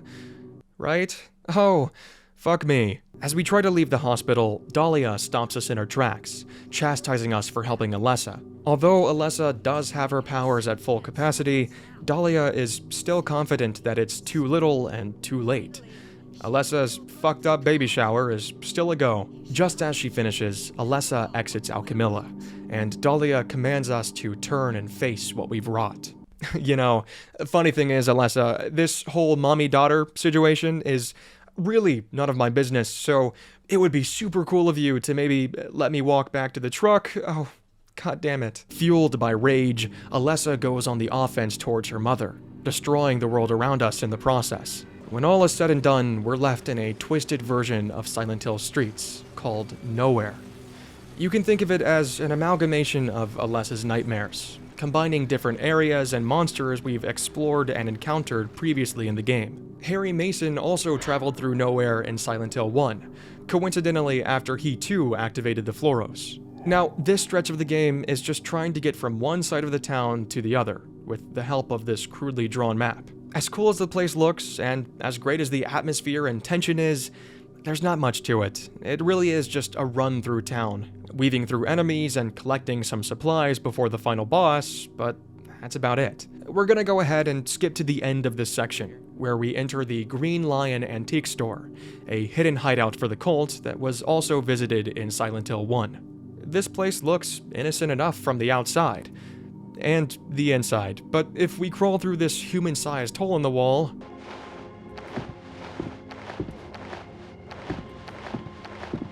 we'll pop out into the Order's secret ritual site. There's a cheeky little Silent Hill 2 reference before we get to the last cutscene, with these several save points all put together on this wall. As Travis approaches the ritual site at the end of this hall, we see a number of cult members, along with Kaufman and Dahlia, gathered around Alessa's burnt body, preparing to birth their god. Kaufman spots Travis and approaches him with guns drawn. He questions why Travis didn't just leave after giving Alessa the Floros, which, fair enough, so did I, several times, but Kaufman plans to end things here anyway. Some sort of gas is released from below Travis, which causes him to instantly lose consciousness. Dude's gonna have brain damage from being knocked out 16 times in 24 hours, by the way. As Travis slowly fades, the echoed and distorted voice of Kaufman can be heard, reassuring Dahlia that with Travis out of the way, the ceremony can continue without issue. Now this is where things get a little confusing. Travis regains consciousness inside an empty room with a giant sigil on the floor. and I don't know if he's been transported inside the Floros, or if this is just another physical nightmare, but Satan's here, so we gotta fight him now. Lore-wise, this is the demon contained within the Floros. It's responsible for the effect on Alessa's powers the device has, but to me, he was nothing more than a giant fucking pain in my ass. He does all kinds of shit. He fucking rains fire, railguns you with his chest beam, he's got a ton of health, and of course, the camera does us no favors here. This was by far the most tedious boss in the entire game, just with the camera work alone.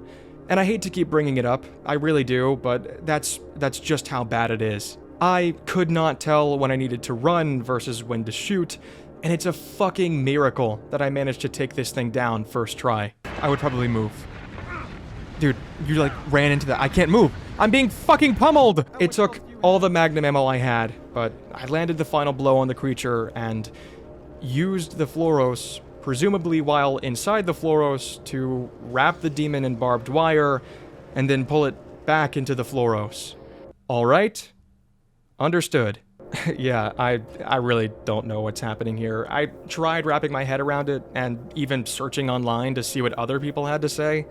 The best I could get is that this whole fight is a nightmare manifestation that still has consequences in reality.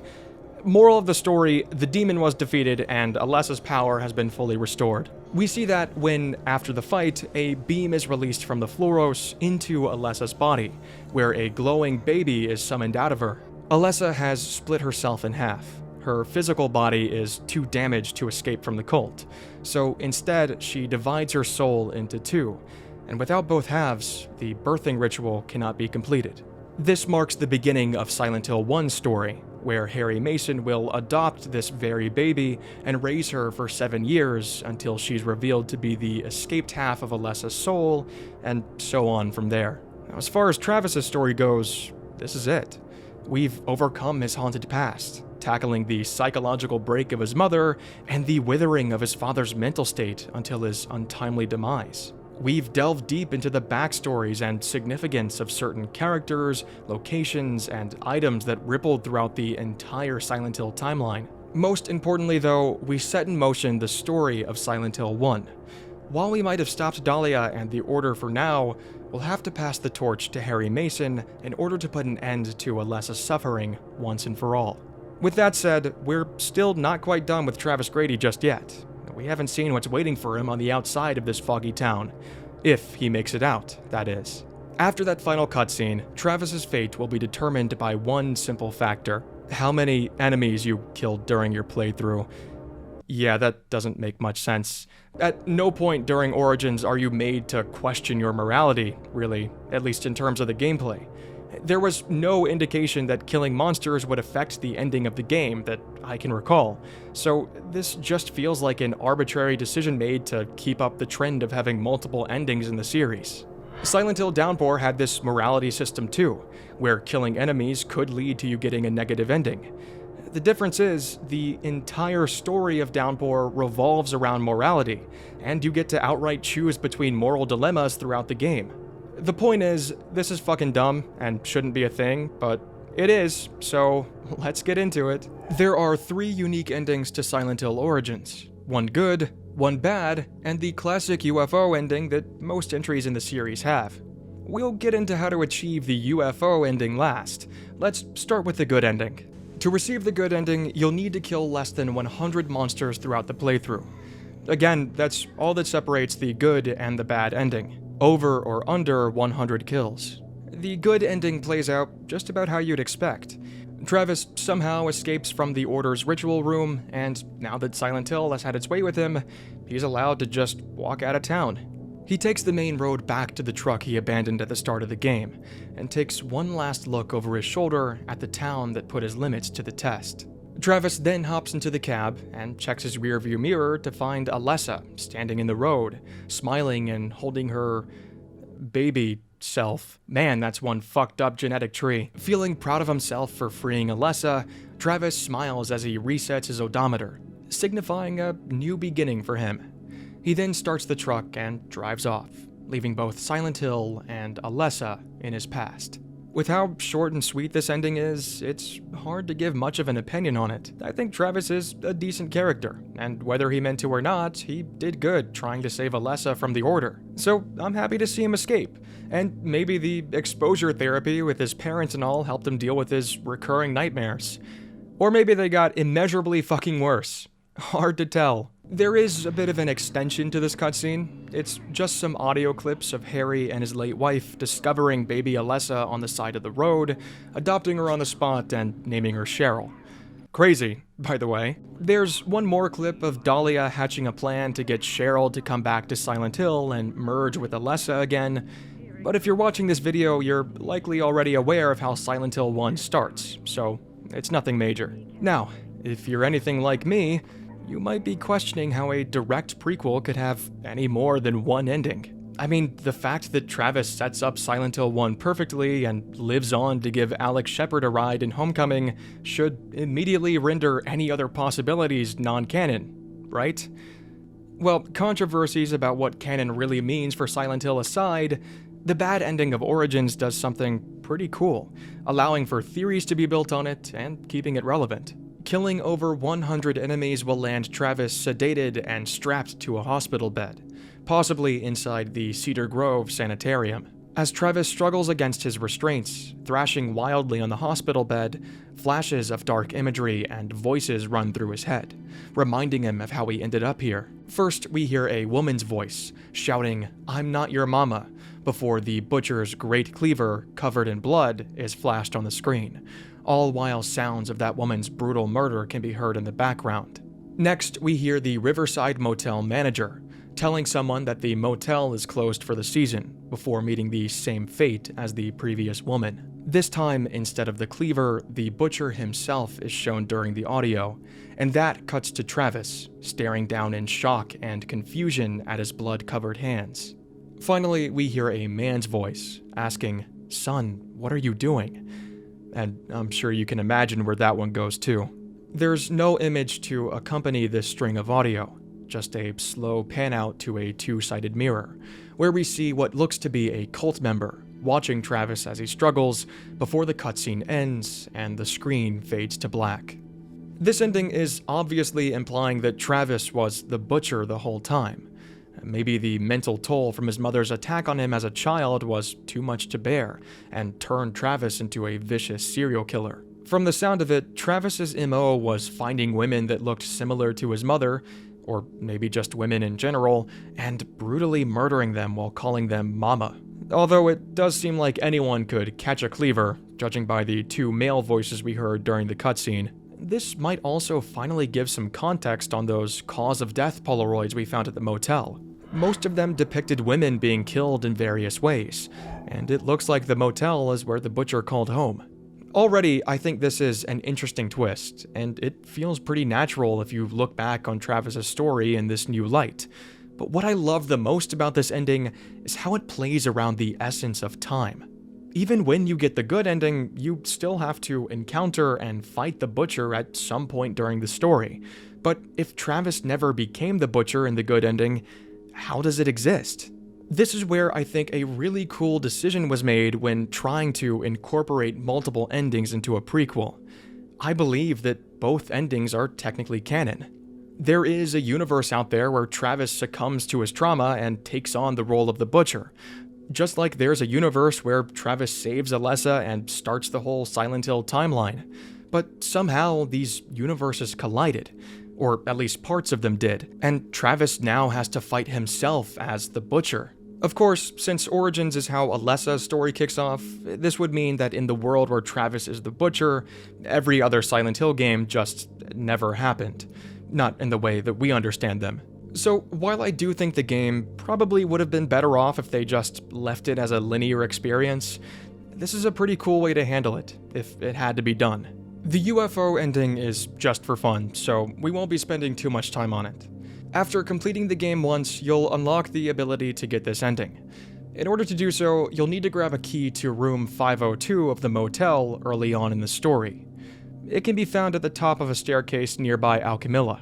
Once you reach the door to 502 in the motel, that's it. The second you put the key in, the cutscene starts and the game is over. The cutscene itself is drawn in a cartoon or comic book style and sees a UFO flying down from the moon and hovering in front of Travis. The ship beams down a gray, human-like alien holding the Sheba from Silent Hill 2's Easter egg ending. The alien and the dog greet Travis, to which his immediate and only response is, "Have you seen my truck?" The alien tells him that his truck is on their planet. Travis asks if he can drive, and the alien responds, "You drive stick?" before the three beam back up into the ship and fly away. A very funny little ending, and I'm glad they had the time to continue this tradition. I'm also glad it wasn't as fucking stupid as what they would come up with just a year later in Homecoming. Now, with everything wrapped up for Travis's personal journey, as well as Alessa's and the cult's humble beginnings, it's time we talk about what I feel Origins did right and what went wrong for this troubled prequel. Despite the reputation the 4 Western games have, I think Origins was a respectable start for a team outside of the original developers. Given the short amount of time that Climax UK had to work with, and the pressure of having all eyes on them, being the first Western studio to handle this beloved franchise, I'd say things started out decently. That's not to say that Origins doesn't have its fair share of problems, and I do think cracks were already forming for the downfall of Silent Hill. But in order to get my thoughts across clearly, we'll take it point by point. As always, we'll get the negatives out of the way first, and then we'll leave things on a positive note. Now, to start us off, I want to bring up something that had been sitting in the back of my mind throughout my entire playthrough. When I think back to previous installments in the Silent Hill series, I could easily tell you each and every defining characteristic that stands out between entries. The experience of Silent Hill 1 is completely unique to Silent Hill 2, and 2 is a different experience than 3, and so on, but I can't say the same when speaking about Origins. This is what I want to highlight for my first point: Origins' lack of originality. The entire time I spent playing through this game, I couldn't shake the idea that what I was playing felt like a watered-down version of Silent Hill 2, something akin to a fan mod. I don't think Origins has enough going for it to really stand out in any way. The design of the town felt a little generic, tons of reused enemy designs throughout the first half of the game, and visiting locations from previous Silent Hill titles often felt like a lack of creativity rather than interesting callbacks. There was no leap taken with the gameplay. Nothing was done that we haven't seen 4 times before. The only outlier to this being the combat system, which was a unique addition to the game, but even then, I don't think the combat alone was enough to justify every other feature being a worse version of concepts we've already explored. You know, maybe this point is a bit harsh to hold against a prequel. I mean, at its core, an origin story is focused on embracing ideas already mapped out by previous installments. I just feel that more could have been done to give this game a unique identity. You know, switch up the atmosphere of the town, or maybe add a few new story beats, but most importantly, find a way to break up the borderline obnoxious gameplay loop, which is exactly my next point. The extremely repetitive and predictable gameplay of Origins only amplifies the problem with its originality, and leaves the game to become a boring cycle of go here, pick up this item, run through town, repeat. By the first encounter you have with Alessa and picking up that first piece of the Floros, you already have an idea of Origin's gameplay loop. By the time you pick up the second, third, and fourth pieces, that idea is solidified. Going around and gathering up the Floros pieces isn't necessarily a bad idea for a hook in terms of the story, but the way it was executed was very poor, to say the least. It even seems like the developers realized this at certain points. Moments where Travis would barely get a word out before immediately being knocked out again by Alessa just felt like a means to move the game along, rather than that moment having any significance to Travis's, or even Alessa's character.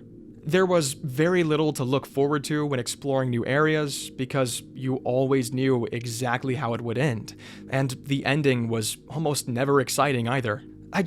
I wish the rest of the game had the same amount of effort that the final section did, with the motel and running through nowhere, because that final push was probably the most exciting part of the entire game. With the predictable nature of gathering the Floros pieces out of the equation, the game became significantly more enjoyable for those final 15 minutes. It's common knowledge that in horror games, the more powerful you are, the less scary the game becomes, and I believe Origins to be a shining example of this. While there was effort made to shake things up on this front, the combat in Origins fails in almost every way. First, there are just way too many slots for both melee and ranged weapons. It's obvious to me that the expansive inventory was made to compensate for the addition of weapon durability, but when I can pick up 25 weapons on average every section, it doesn't matter how much durability I use up on any given tool, because I can just switch to one of 17 I have sitting in my back pocket. This makes any hand-to-hand combat a breeze, just breaking weapon after weapon over a fucker's head, but I also think there's too many firearms available as well. You can get twice the amount of guns in one playthrough of Origins than you could in every previous Silent Hill game, and the amount of ammo you can find very easily, might I add, ensures that you'll have plenty to carry you through to the next chapter. Origins provides way too many options when dealing with enemies, and I feel that what makes or breaks a horror game is a lack of options. The combat in Origins also fails on a technical standpoint. If it isn't the god-awful camera fucking you over, it'll be the annoying reload bug wasting your time, or your supplies being drained by finishing moves, or even being caught in a QTE loop by enemies that refuse to use any other attack besides a grapple. While Origins isn't the most egregious example we've covered from the Western Silent Hill games, that doesn't mean the combat is doing it any favors. For this last point, I'm gonna be splitting the story of Origins into two parts. This is because I genuinely enjoy Travis's personal story, revolving around his parents, and I think that half of the game was done pretty well.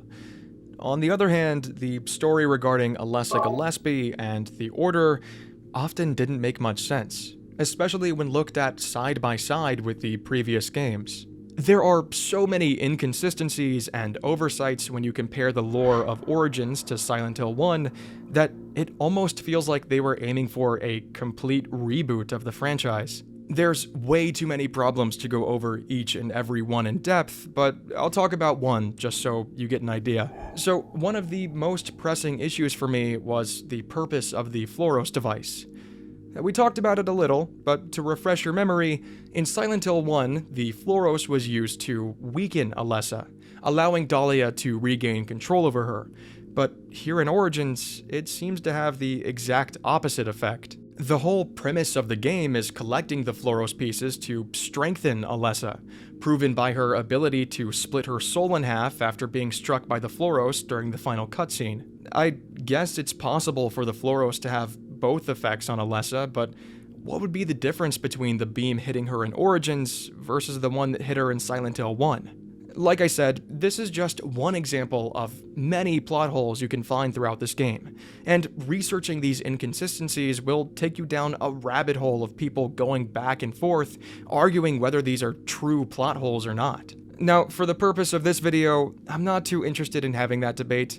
This is more about my impressions as a player, rather than a deep dive into the entire overarching lore of the Silent Hill universe. All I'm gonna say is that as someone who spends a lot of time playing, researching, and learning about Silent Hill, Origins did confuse me regarding the established lore more than a few times. And I'm currently of the opinion that the writing of Alessa's story just wasn't done very well here. As an outside studio, choosing to do a prequel of lore you didn't create is a bold move, especially for your first entry into the series. And honestly, I don't think Silent Hill really needed a prequel. Things are explained pretty thoroughly in Silent Hill 1. There's not too much left up to the imagination that I can recall. If anything, the prequel aspects of Origins only take away from its story. If more focus was put into Travis as a character, rather than his unnecessary involvement with the Order, I think we'd be having a very different conversation right now. All in all, I just wasn't a big fan of this side of Origins. And it's a real shame, because even if it's not exactly needed, I think if done right, you could absolutely make an interesting prequel to Silent Hill. Alright, we're done with the negatives. I really want to talk about what Origins did right, because all things considered, this is by far the best Silent Hill game we've covered on this channel. Now, right off the bat, I want to get back into the story, but this time focusing on Travis's side of things. As I mentioned, I really liked Travis's story, and I think it had a lot of potential that could have been explored had it not been for the Alessa storyline getting in the way of things. In my opinion, Origins is far more suited as a standalone title in the series, similar to Silent Hill 2 or Downpour. Travis Grady fits really well as a Silent Hill protagonist, being a victim of unfortunate circumstance, finding himself face to face with a past he's been running from. Now you add in that nudge towards there being a convergence of timelines with Travis becoming a serial killer known as the Butcher, and you've got something super interesting on your hands. And who's to say Travis isn't already a serial killer? Maybe the Butcher is just a projection of himself that Alessa's conjured up. I mean, in the bad ending cutscene, Travis appears to go into a fugue state when committing his murders, so I think that's entirely possible. I don't know, I feel that a Silent Hill story with a twist like that would be on the same level as finding out what James did to Mary, but that's just me. Anyway, this is all just to highlight what could have been if more time had been dedicated to Travis's story. And I wouldn't be able to come up with little fan theories like that if we didn't already have a solid base to work off of. As it stands though, the story between Travis and his parents is very interesting, and it carried me through a significant portion of this game. Although this next point was heavily teetering towards the negative side, I think it just barely squeaked out to leave a good impression on me. And that is the creature design. Yes, it's true that I very much disliked the first couple sections, either reusing old enemy designs or using that lame-ass shadow monster, but we soldiered through that and things did get better. The dogs were my favorite of the common enemies. Caliban was also pretty cool and grotesque, and we didn't talk about them too much, but the two-backs were also interesting. By far, though, the best creatures in the game were Nightmare Helen and Richard. I mean, the reveal, the animations, the designs, everything was top-notch with them. And again, they're a big part of the reason I was stoked for Travis's story. I do wish that similar attention to detail was put into more of the bosses throughout the game. You know, recycling bosses as common enemies is super lame, but Helen and Richard really pushed this one over the edge for me. The Butcher's design really grew on me, like I said, and if they really just need to have a Pyramid Head clone in all of these Western entries, this is how I'd prefer it to be done. The animation work all around for damn near every creature was solid. Whether I liked the design or not, they were always pretty creepy, just watching them move around or attack. Emphasis on the grapple animations, you know, when an enemy got a hold of Travis. Those were really well done. One of the biggest aspects in many survival horror games is their puzzles. I spoke in my previous video about how puzzles serve as an important tension break in horror games, and when done well, can be just as memorable as some of the horrifying imagery drawn throughout the story. Origins does well with its puzzles. There's quite a few that stand out when thinking back on my experience, and none stepped over the line of being tedious or needlessly complicated. The solutions come naturally if you're observant toward your surroundings, and solving them often feels pretty rewarding. To name a few that stuck out to me, the icebox puzzle with the plastic organs was great for its use of mirrors to help navigate the hospital and find those pieces. The patient's pills puzzle in the sanitarium was fun, and the final mirror puzzle in the theater was a really cool concept, getting to physically merge reality with the other world. There's a great variety of concepts and mechanics explored within the puzzles of Origins, and they made a valiant effort towards breaking up some of the monotonous gameplay. Okay, so my last point might be a bit confusing. At first glance, it kind of seems like it contradicts some points I made earlier, but just hear me out on this one. I believe Origins has quite a bit of replay value. I know I spent a while ripping on the weak story and repetitive gameplay, but with its fairly short runtime, averaging around 6 hours in total, the repetitive nature of Origins lends a hand towards a mindless playthrough, or even speedruns. Once you've got your fill of the story and explored the town to your heart's content, why not use the overpowered combat to your benefit? Throw a couple toolboxes at a bitch, or run and gun your way through Silent Hill with the copious amounts of bullets you'll pick up. The game even has 14 accolades for you to collect, which are a series of challenges that, once completed, will unlock unique items, weapons, and outfits for Travis that can change up how you play the game. I know I didn't play the PSP version of the game for this video, but I can only imagine that the grab-and-go aspect of handheld gaming will only enhance the casual replayability of this game. Not to mention that the PSP version seems to be way more polished than the PS2 port. I don't know, I just thought playing through the game again in a more casual setting would be fun, and I might just go back in sometime and do some of those accolades, personally. Silent Hill Origins sits in a strange spot for the series. The first step away from the original developers and the roots of its predecessors, but still leaps and bounds from what the series would become over the next 5 years. Comparatively, it's no surprise that Origins ranks on the higher side of the scale when looking at the 4 Western games. It's not a terrible start. In fact, I'd say Origins has quite a bit going for it. I never felt like this game took a departure from what makes Silent Hill. It stays true to a lot of the concepts we've grown familiar with in previous titles, even if that's sometimes to a fault.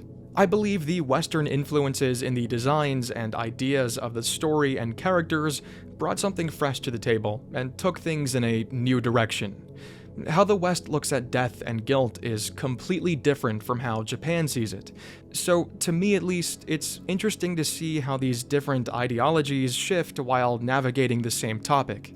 I enjoyed the way Origins blends these cultures together. And thankfully, Origins released just before the massive turn the horror genre took towards action-oriented content during the mid to late 2000s.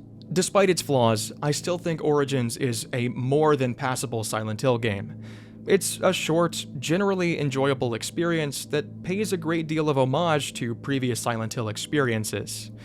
I had a good time playing Origins, and I think it was a decent first try from a new studio. If nothing else, it served as a well-deserved break from covering Downpour and Homecoming back-to-back, so I'll definitely take it. But what did you think about Silent Hill Origins? Is it an often misunderstood and underappreciated title in the series? Or do you think it was a severe misstep and the end of Silent Hill's golden era? Whether you believe it was good or bad or somewhere in between, I'd love to know your opinion, so leave it down in the comments. As for me, it's about time I head back into the fog. After all, we've still got one more game left to cover, a reimagining of the events set in motion by Origins. Something of a shattered memory. Hey there everyone, thanks for sticking around for another video. It does mean a lot to me. I know I say it every time, but it's true. It really does mean a lot that you, especially the few of you that are listening to me right now, who stick around to the very, very end of the video to hear me ramble on every time. I won't hold you here too long. I don't have that much to say today. I could apologize for taking so long on this one, but I'm sure you guys are sick of hearing that after every video. Just know that I'm putting a lot of love and care and TLC into these things, and that's why they take forever to get out, because I'm a bit of a perfectionist. But anyway, I did want to mention I'm doing something a little new starting with this video. We're going to try it out and see how you guys like it, and if it catches on, then it'll stick around. So on my second channel, I've uploaded a kind of behind the scenes of this video you're watching, Silent Hill Origins. Essentially, it's extended cuts and bits and commentary that didn't quite make the cut for this video. So if you like this video, and you liked my style of humor and my thoughts on things, you should go check it out. It's up right now on the second channel, like I said. There's a link in the description, and be sure to let me know what you think about it. Because if you guys don't like it, I won't keep doing it. But if you do like it, well, boy do I have a treat for you after every video. Also, if you enjoy these videos and you want to stay up to date on what I'm working on and when it's coming out, please consider joining my Discord. You don't have to chat in there if you don't want to, but I do post frequent updates on what I'm doing and how far along I am towards uploading the video. So it's a great place to stay connected to what I'm doing and when to look forward to these things.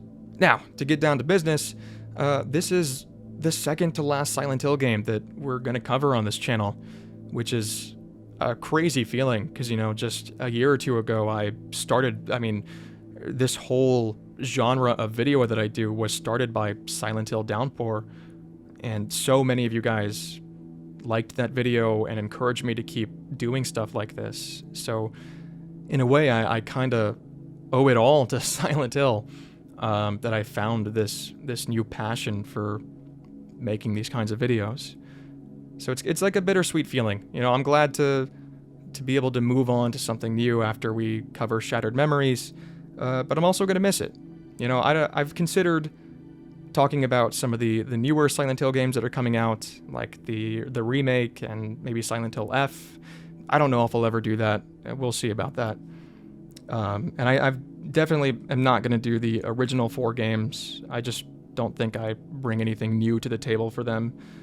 But, we'll see what happens. Maybe you guys will really want that. I'm open to suggestion. But speaking of suggestions, feel free to start commenting any games that you want to see me cover or talk about, any older horror games or horror games that you just love. Because after I'm done with Silent Hill, I'm going to need some suggestions to get through the next year of uploads. But I think that's about it. Oh, yeah, for those who are keeping count, this is my first zero-death playthrough on the channel. So, little humble brag for the road right there. But seriously, thank you for watching. It really means a lot to me. And I hope you'll be here for the next one. With that said, I hope you have a great rest of your day or night. But yeah, that's it.